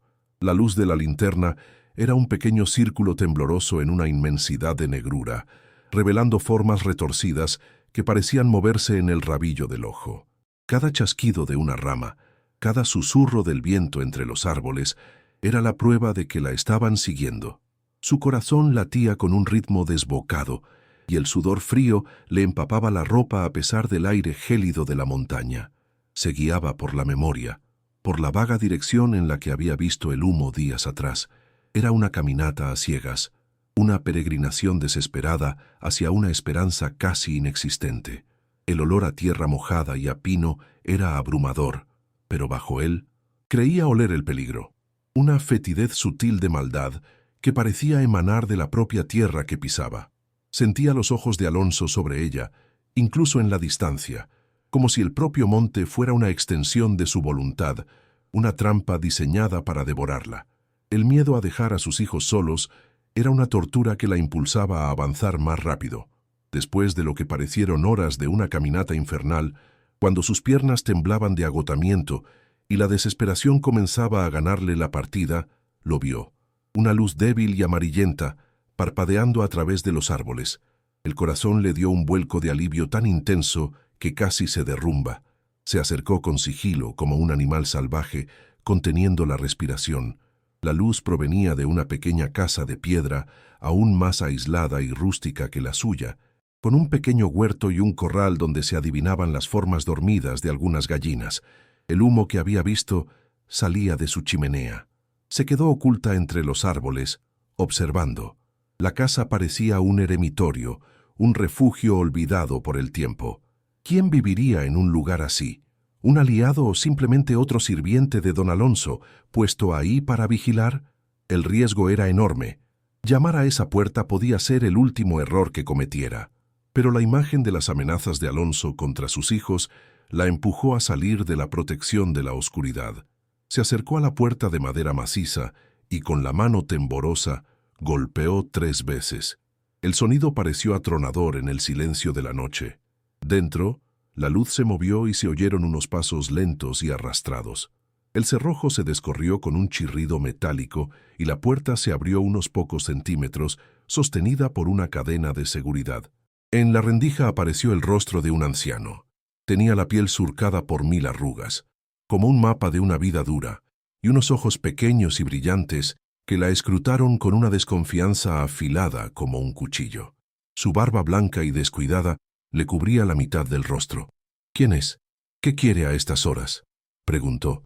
Su voz era un susurro ronco, el sonido de alguien que no está acostumbrado a hablar. Elena sintió cómo las palabras se le atascaban en la garganta. Su aspecto era el de un ermitaño, un hombre que había roto sus lazos con el mundo. ¿Cómo podía esperar que la ayudara? Pero ya no había vuelta atrás. Tomó una bocanada de aire frío y se obligó a hablar. Soy su vecina, la mujer que ha comprado la cabaña de Arturo», dijo, usando el nombre del geólogo como una llave, esperando que abriera alguna puerta en la memoria del anciano. El hombre la miró fijamente durante un largo silencio, su expresión indescifrable. El viento soplaba helado y Elena se abrazó a sí misma, temblando de frío y de miedo. Cuando ya pensaba que le cerraría la puerta en la cara, el anciano suspiró, un sonido largo y cansado, y quitó la cadena. «Entre», El lobo ronda esta noche. No es bueno estar fuera. La metáfora, tan precisa y tan ominosa, le confirmó a Elena que había acudido al lugar correcto. El interior de la casa era austero y limpio. Olía a leña quemada y a hierbas secas. Un fuego crepitaba en una gran chimenea de piedra, la única fuente de luz y calor. El anciano le señaló una silla de madera junto al fuego y se sentó frente a ella, sus ojos sin apartarse de los suyos. «Me llamo Pascual», dijo simplemente. Sabía que tarde o temprano alguien vendría, pero pensé que sería Alonso, no su víctima. Las palabras de Pascual la golpearon con la fuerza de una revelación. Él lo sabía todo. Elena sintió como una oleada de emoción le subía a la garganta, una mezcla de alivio y de la tristeza acumulada durante días. Las lágrimas que había contenido con tanto esfuerzo comenzaron a rodar por sus mejillas. «Ha estado aquí. Don Alonso, hoy mismo, me ha amenazado a mí y a mis hijos». Su voz se rompió en un sollozo. Pascual no mostró sorpresa, solo asintió lentamente, su rostro una máscara de pena antigua. Ese es su método, siempre lo ha sido. Primero el perro guardián, luego el propio diablo. Miró el fuego, sus ojos reflejando las llamas danzantes, como si estuviera viendo escenas de un pasado lejano y terrible. El silencio se instaló entre ellos, un silencio no de incomodidad, sino de entendimiento compartido. El silencio de dos personas que se reconocen como enemigos del mismo monstruo.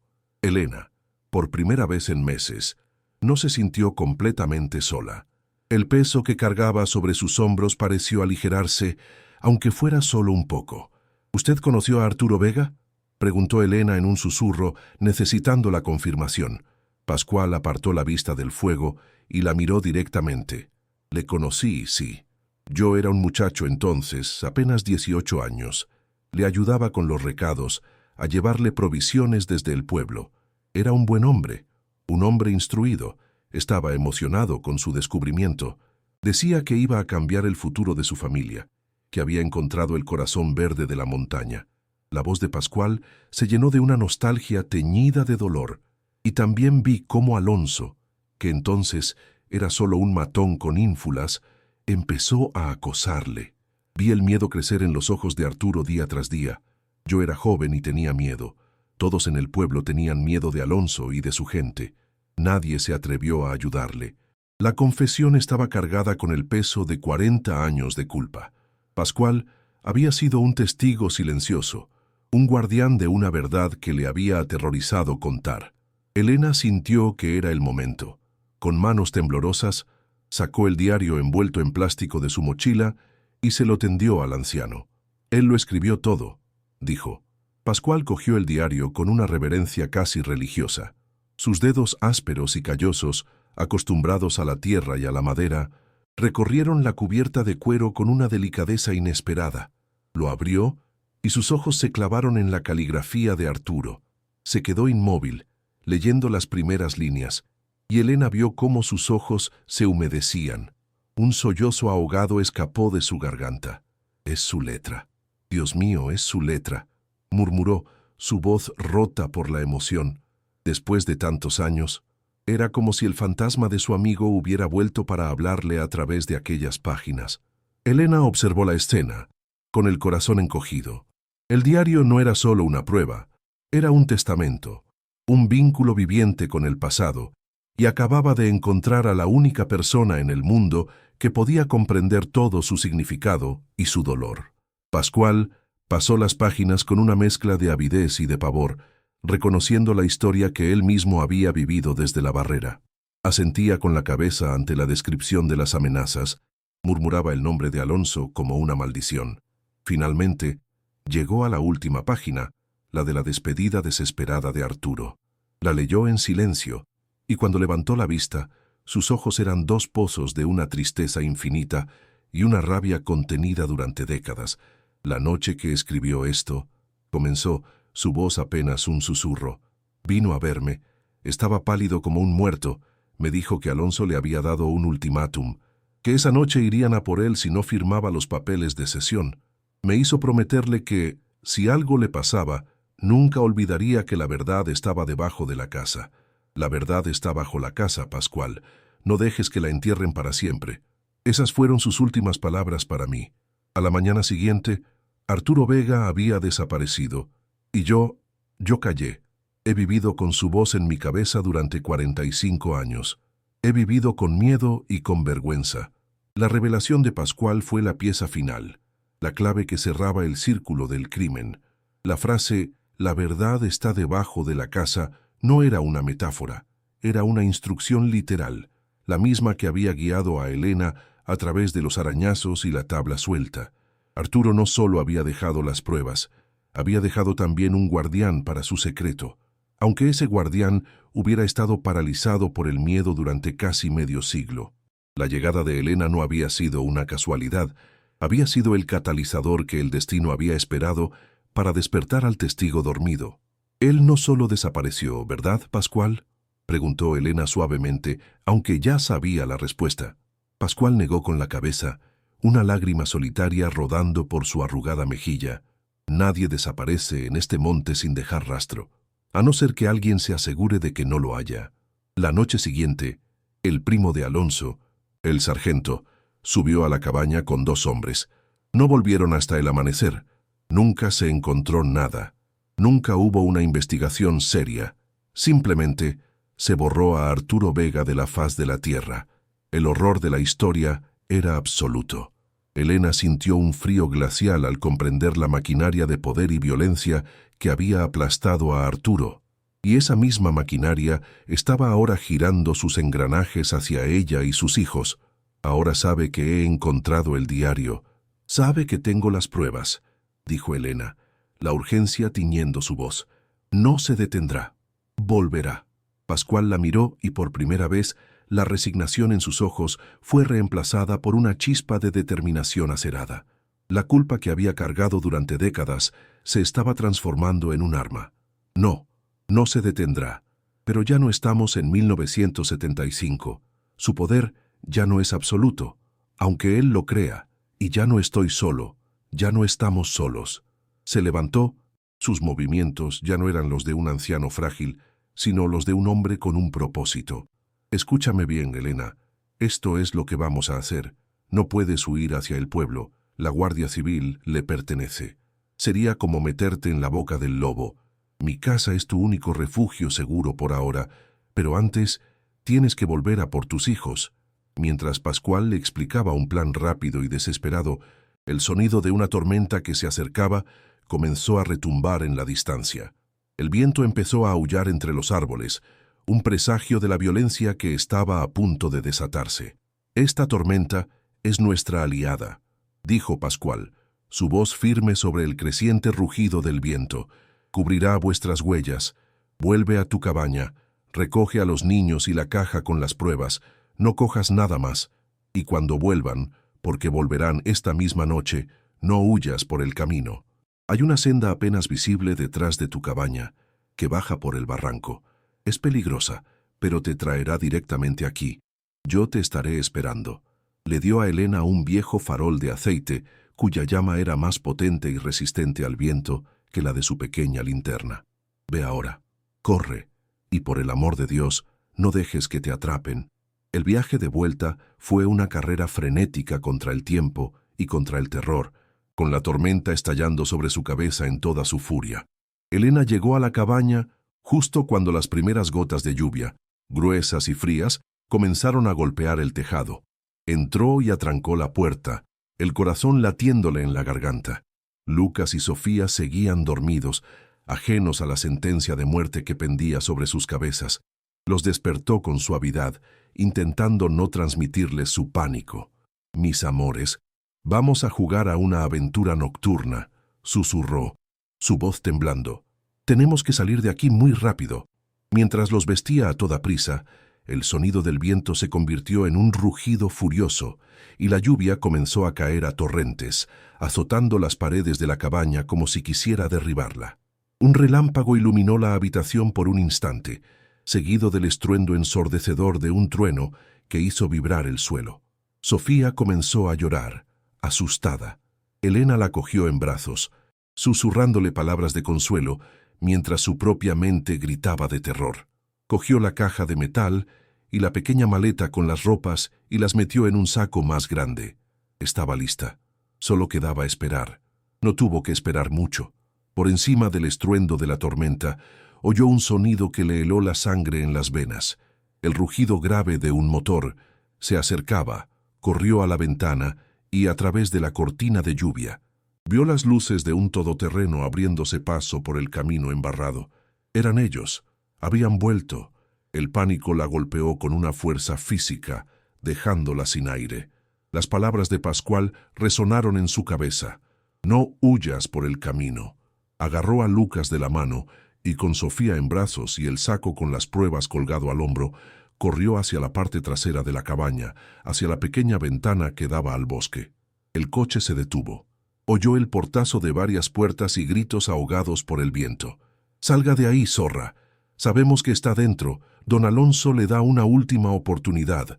La voz era la del capataz, brutal y llena de una furia asesina. Elena sintió como las piernas le fallaban, pero la mirada aterrorizada de Lucas la ancló a la realidad. Tenía que sacarlos de allí. Se oyeron pasos pesados y chapoteantes en el barro, rodeando la cabaña. Estaban comprobando las salidas. Elena forcejeó con el pestillo oxidado de la ventana trasera. No se abría. Estaba atascado, sellado por el óxido y la madera hinchada. Tiró con todas sus fuerzas, un gemido de desesperación escapando de sus labios. «No quiere salir por las buenas», gritó una voz fuera. «Pues saldrá por las malas». Un olor acre y químico llenó el aire, sobreponiéndose al de la lluvia y la tierra mojada. Gasolina. Elena lo reconoció al instante, y el terror se convirtió en una certeza absoluta. Iban a quemar la cabaña con ellos dentro. Un relámpago iluminó el rostro de un hombre justo al otro lado de la ventana. Su cara una máscara de odio. Con un grito de pura rabia y miedo, Elena golpeó el cristal de la ventana con el pesado farol de aceite que le había dado Pascual. El cristal estalló en 1000 pedazos, abriendo un hueco hacia la noche y la tormenta. No había tiempo para pensar. «Le están prendiendo fuego al porche», gritó una de las voces fuera, seguida de una risa cruel. Elena vio el resplandor anaranjado de las llamas comenzar a danzar en la parte delantera de la cabaña, reflejándose en los charcos de agua. El olor a humo empezó a filtrarse en la habitación. «Lucas, sal primero, rápido», le ordenó, empujando a su hijo a través del hueco de la ventana. El niño cayó sobre la hierba mojada al otro lado. Luego, con un esfuerzo sobrehumano, pasó a Sofía, que lloraba aterrorizada, y la dejó en brazos de su hermano. «Corred hacia los árboles y no miréis atrás». Por último, arrojó el saco con las pruebas y, con el corazón en la garganta, se deslizó ella misma a través del hueco, rasgándose la ropa y la piel con los bordes afilados del cristal roto. Apenas tuvo tiempo de ponerse en pie cuando oyó un grito de furia. «Está escapando por detrás. ¡Atrapadla!». La cacería había comenzado. Agarró a sus hijos de las manos y se lanzó a una carrera desesperada hacia la oscuridad del bosque, con los gritos de los matones y el crepitar del fuego a sus espaldas. La lluvia le azotaba la cara, cegándola, y el viento rugía en sus oídos como un animal herido. El terreno era un caos de barro resbaladizo y raíces ocultas. Tropezó y cayó varias veces, arrastrando a sus hijos con ella, levantándose cada vez con más magulladuras y más terror. El saco con la caja de metal le golpeaba la espalda a cada paso, un peso insoportable que era a la vez su única esperanza. Podía oír los haces de luz de las linternas de sus perseguidores, cortando la oscuridad detrás de ellos, sus voces cada vez más cerca. «Por aquí, he oído algo». El miedo le daba una fuerza que no sabía que poseía, una fuerza nacida del instinto más primario de una madre que protege a sus crías. Cada músculo de su cuerpo gritaba de dolor, pero seguía corriendo, adentrándose cada vez más en el corazón negro de la tormenta. La senda que Pascual le había descrito era casi invisible, un rastro apenas perceptible que descendía por una pendiente pronunciada y peligrosa. Elena se aferró a las ramas y a las rocas para no caer, con Sofía llorando en sus brazos y Lucas sollozando de miedo a su lado. El sonido de la persecución parecía estar en todas partes, amplificado por el eco del barranco y la furia de la tormenta. Se sentía como un animal acorralado en una trampa mortal. Las luces de sus perseguidores bailaban por encima de ellos, en el borde del barranco. Por un momento pensó que los habían perdido, pero entonces un haz de luz bajó y la iluminó por completo, congelándola en el sitio como a un ciervo ante los faros de un coche. «Ahí está», gritó una voz triunfante desde arriba. «No tiene escapatoria». El haz de luz se fijó en ella, y Elena vio cómo dos siluetas comenzaban a bajar por el barranco tras ella, deslizándose por el barro con una agilidad aterradora. El final parecía inevitable. El pánico amenazó con paralizarla. Estaba atrapada. El barranco era demasiado empinado para seguir bajando a oscuras con los niños, y sus perseguidores se acercaban a una velocidad vertiginosa.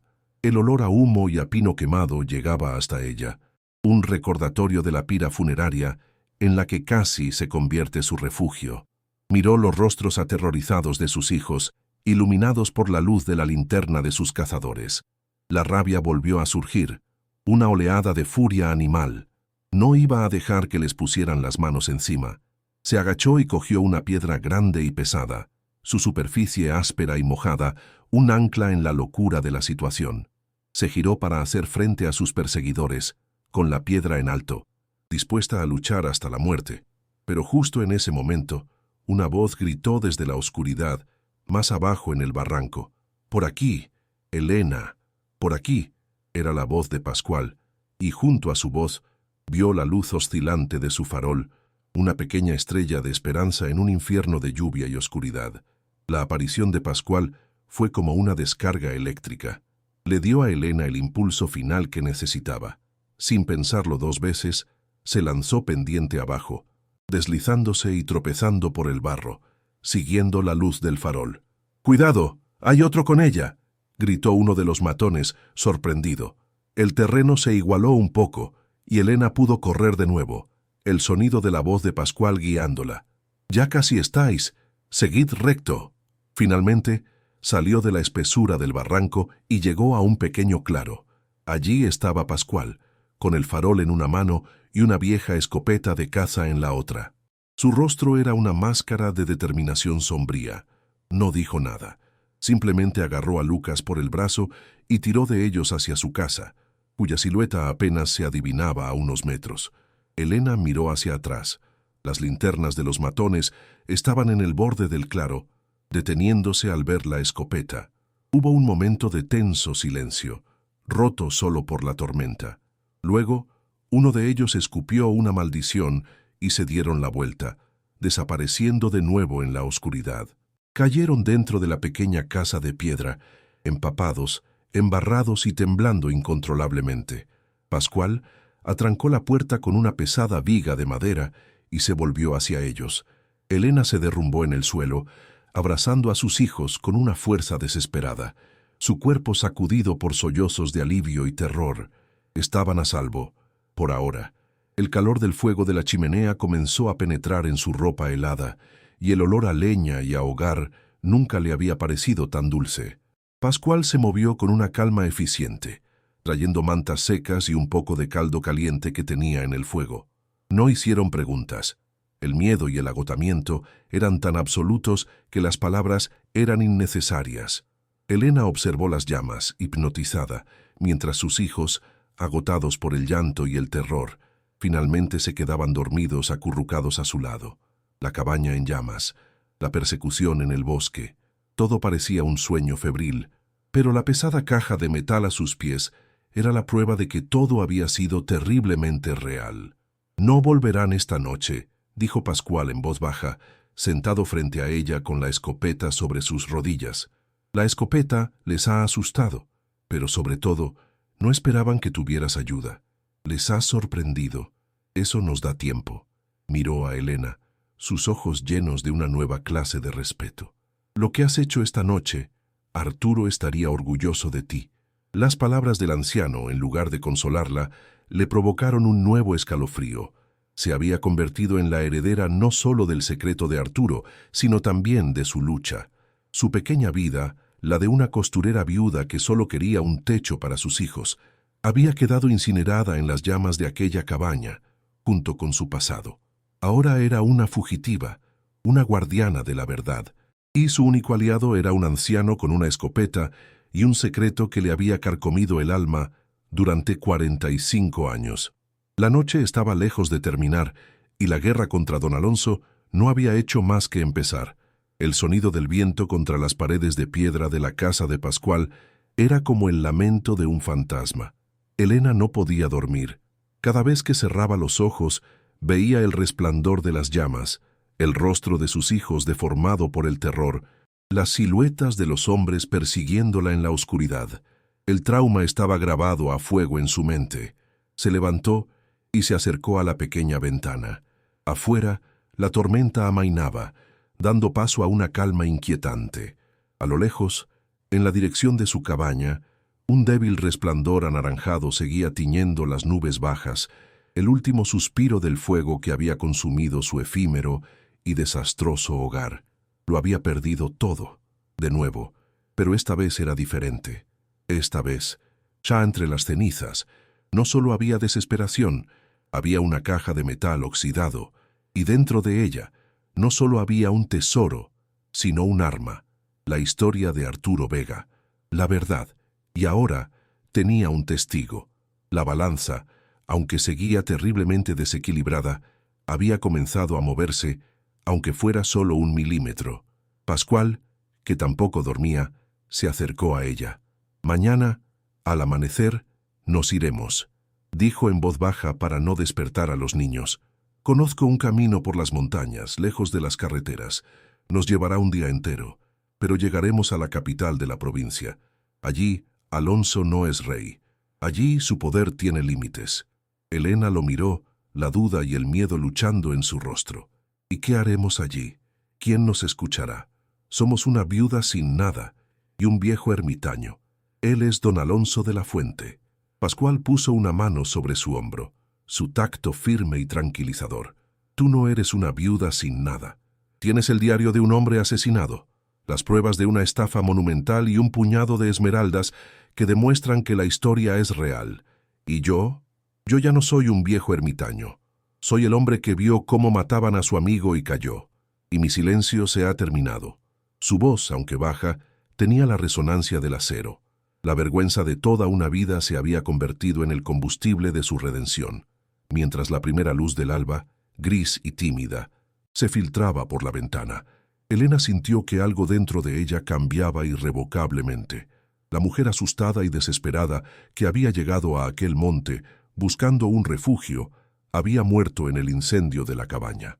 En su lugar había nacido otra persona, una mujer que había mirado al monstruo a los ojos, que había sobrevivido al fuego y a la cacería, que había sentido el peso de la injusticia y había decidido no doblegarse. Sostenía en sus manos la historia de un hombre bueno y el futuro de sus hijos. Ya no luchaba solo por sobrevivir, luchaba por la justicia, por Arturo, por su marido, por todos aquellos a los que los poderosos como Alonso habían intentado borrar de la historia. Miró a Pascual, su inesperado y valiente aliado, y asintió. «De acuerdo», dijo, su voz firme y clara por primera vez en mucho tiempo. «Iremos a la capital y haremos que nos escuchen. Haremos que todo el mundo sepa quién es en realidad don Alonso de la Fuente». El plan era arriesgado, casi una locura, pero era el único camino que les quedaba. La huida a través del bosque, la confrontación con los matones, había sido el punto de no retorno. Elena comprendió que ya no podía haber negociación ni retirada. Alonso había intentado matarla, había intentado quemar a sus hijos vivos, había cruzado la última línea, transformando un conflicto por la tierra y los secretos en una guerra personal a vida o muerte. El miedo seguía ahí, un nudo frío en su estómago, pero ahora estaba mezclado con una rabia fría y una resolución inquebrantable. Ya no era la presa, se había convertido en la cazadora, y el objetivo de su caza no era la venganza, sino algo mucho más grande, la verdad que Arturo Vega le había confiado, la verdad que Pascual había guardado, la verdad que ahora ella llevaría al corazón del poder, sin importar el coste. El viaje a la capital no sería una huida, sería el comienzo del contraataque. Pascual preparó 2 pequeñas mochilas con agua, pan y queso. El amanecer teñía el cielo de un rosa pálido, prometiendo un día despejado después de la tormenta. Antes de salir, Elena se arrodilló junto a sus hijos dormidos y les besó la frente. Sus rostros inocentes, aún marcados por el terror de la noche anterior, eran el recordatorio constante de por qué hacía esto. No era solo por el pasado, era por su futuro, un futuro libre del miedo y de la sombra de hombres como Alonso. Cogió la pesada caja de metal y la metió en su saco, sintiendo su densidad como si fuera el peso de la justicia misma. Pascual la esperaba en la puerta, con su vieja escopeta al hombro. «El camino será largo y duro», le advirtió. Elena lo miró, y en sus ojos ya no había ni una pizca de la desesperación que la había consumido al llegar a aquel monte. Solo había fuego. «Estoy lista», respondió. Y juntos, la costurera convertida en guerrera y el ermitaño convertido en testigo, salieron de la casa de piedra y se adentraron en las montañas, caminando hacia la batalla final. Mientras se alejaban, Elena se giró para echar un último vistazo al valle. La columna de humo de su cabaña ya se había extinguido. No quedaba nada. Solo un claro ennegrecido en el bosque, una cicatriz en la tierra. Su antigua vida había sido borrada por completo, pero en lugar de sentir pérdida, sintió una extraña liberación. El fuego no solo había destruido, también había purificado. Había quemado sus dudas, sus miedos, su indecisión. Ahora, su camino estaba claro. Tenía un propósito. La mujer que había llegado a aquel lugar para esconderse del mundo estaba ahora en camino para enfrentarse a él, armada con la verdad como única espada y escudo. La subida a la montaña era empinada y agotadora, pero cada paso que daba la alejaba de la víctima que había sido y la acercaba a la heroína en la que se estaba convirtiendo, sin siquiera saberlo. El punto de inflexión había pasado, y ahora solo quedaba la redención o la aniquilación. No había término medio. La capital de la provincia era un monstruo de asfalto y ruido, indiferente a su drama.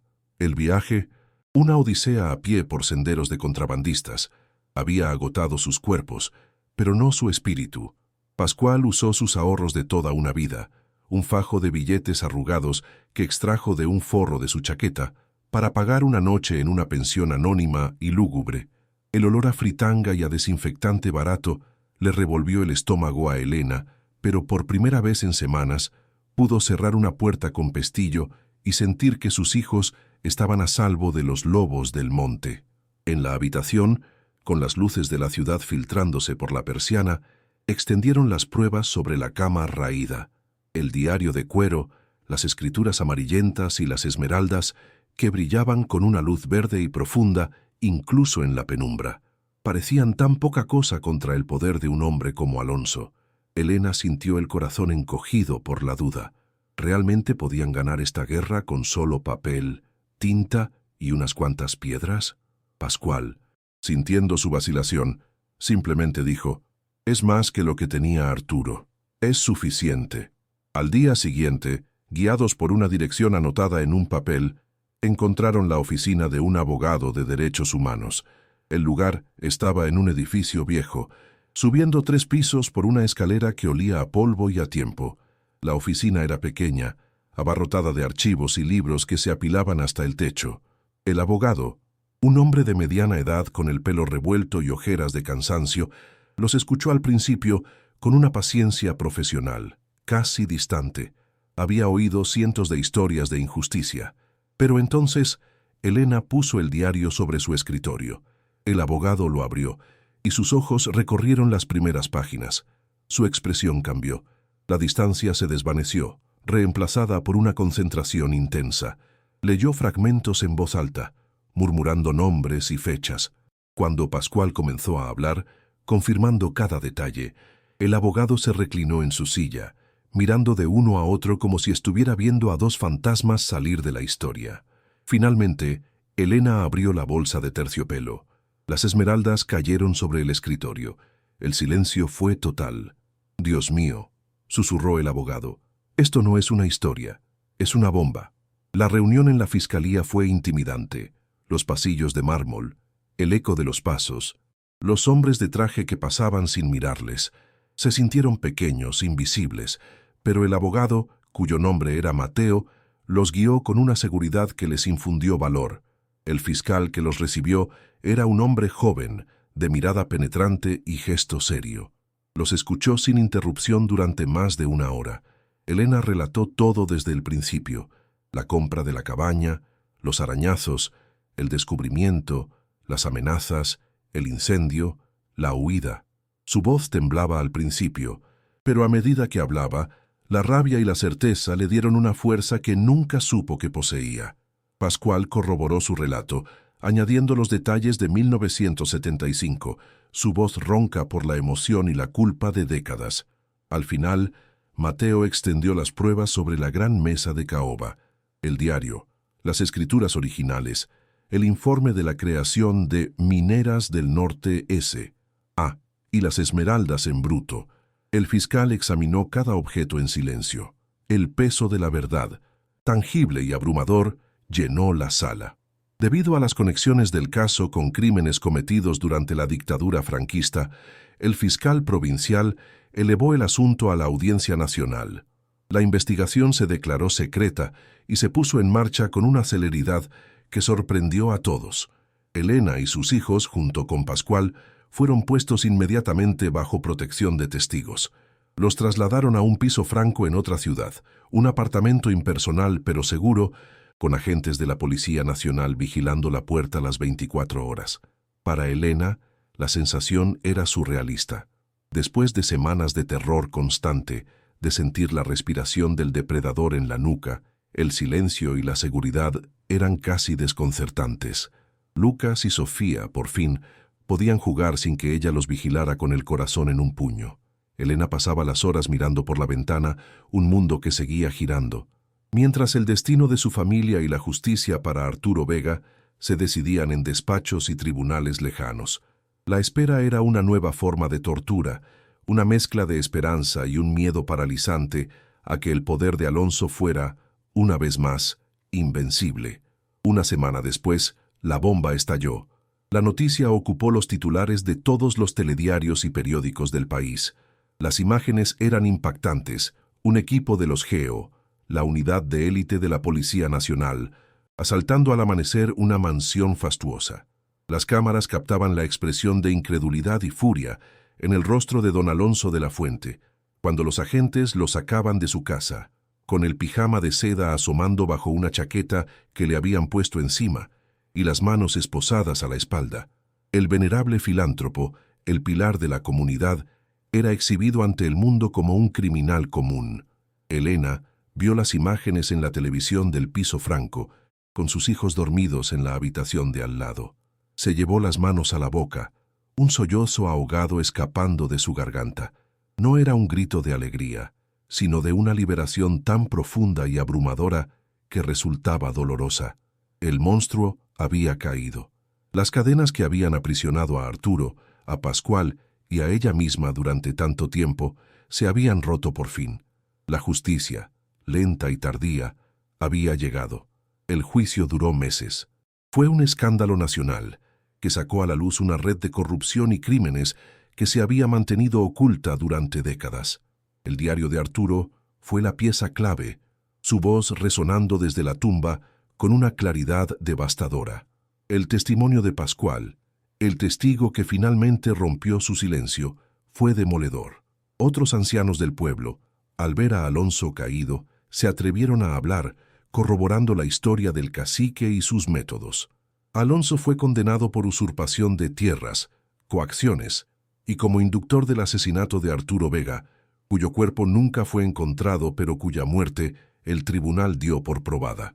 Fue sentenciado a cadena perpetua. En una resolución civil paralela, el tribunal anuló todas las transacciones fraudulentas y reconoció que las cientos de hectáreas de monte eran propiedad legítima de Arturo Vega. Al no encontrarse herederos directos y en un acto de justicia poética, el juez dictaminó que la posesión legal de la totalidad de la vasta y rica propiedad pasaría a ser de Elena, la mujer que había arriesgado su vida para desenterrar la verdad. El día que el abogado le comunicó la sentencia final, Elena sintió un vértigo que casi la hace desmayar. La miseria que había definido su vida se desvaneció en un instante, reemplazada por una realidad que su mente apenas podía procesar. Recordó el día en que contaba las últimas monedas sobre la mesa de la cocina, los 200 euros que eran todo su mundo. Ahora, los asesores financieros hablaban de cifras con tantos ceros que parecían un lenguaje extranjero. El valor de las esmeraldas era solo una pequeña parte. La verdadera riqueza estaba en la tierra, en la veta que Arturo había llamado la escondida. Pero no fue la cifra lo que hizo llorar a Elena. Fue la sensación de seguridad absoluta, la certeza de que nunca más tendría que sentir el dolor del hambre en su estómago, ni ver el miedo en los ojos de sus hijos, la certeza de que Sofía y Lucas tendrían un futuro, una educación, un hogar. El peso aplastante de la supervivencia que había llevado sobre sus hombros durante tanto tiempo se levantó, y por primera vez desde la muerte de su marido pudo respirar hondo, un aliento limpio y lleno de futuro. Un año después, en un claro soleado con vistas al valle, se erigía una casa nueva. No era una mansión ostentosa, sino un hogar sólido y luminoso, construido con piedra y madera del propio monte. Olía a pan recién hecho y a barniz fresco. En el salón, junto a una ventana que enmarcaba el paisaje, reposaba la máquina de coser de Elena. La usaba a menudo, pero ya no para remendar ropa vieja por unas pocas monedas, sino para crear vestidos de colores para Sofía y disfraces de superhéroe para Lucas, por el simple placer de hacerlo. El sonido que llenaba la casa no era el de un silencio pesado o el de un goteo incesante, sino las risas de sus hijos corriendo por el jardín, un jardín donde las flores crecían en el mismo lugar donde antes solo había miedo y abandono. La transformación era total, un contraste tan brutal con el apartamento vacío y la cabaña ruinosa que a veces Elena tenía que detenerse y tocar las paredes de su casa para asegurarse de que no estaba soñando, de que esa paz, esa calidez, eran reales. En la pared principal del salón había un único cuadro enmarcado. No era una pintura cara, sino una simple fotografía ampliada de la primera página del diario de Arturo Vega, con su nombre y la fecha de 1975. Era un recordatorio permanente del hombre al que le debían todo. Elena, fiel a su promesa silenciosa, creó la Fundación Arturo Vega, financiada con una parte de los beneficios de la mina de esmeraldas, que ahora era explotada de forma ética y sostenible. La fundación se dedicaba a ofrecer ayuda legal y económica a otras familias víctimas de la usurpación de tierras durante la dictadura, convirtiendo la tragedia personal de Arturo en un legado de esperanza para muchos. Una noche, mientras servía la cena en una mesa larga y llena de comida, observó a sus hijos, sanos y felices, y a Pascual, que vivía con ellos y se había convertido en el abuelo que nunca tuvieron. La viuda desesperada que había llegado a aquel monte, buscando un refugio, se había convertido en un faro de justicia, una prueba viviente de que, a veces, los finales felices no se encuentran, se construyen con coraje sobre las cenizas del dolor.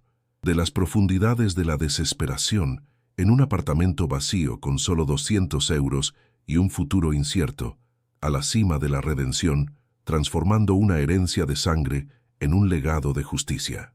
La historia de Elena demuestra que la fuerza de una madre no tiene límites y que la verdad, por muy profundo que se entierre, siempre lucha por salir a la luz.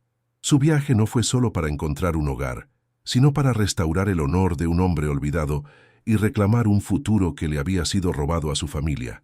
Ella nos recuerda que incluso en la más oscura de las noches, una sola chispa de coraje puede ser suficiente para incendiar un imperio de mentiras. Si las historias de superación donde la justicia prevalece contra todo pronóstico te inspiran y te mantienen al borde del asiento, suscríbete a nuestro canal y activa las notificaciones, porque siempre hay otra verdad esperando en la oscuridad, lista para ser desenterrada.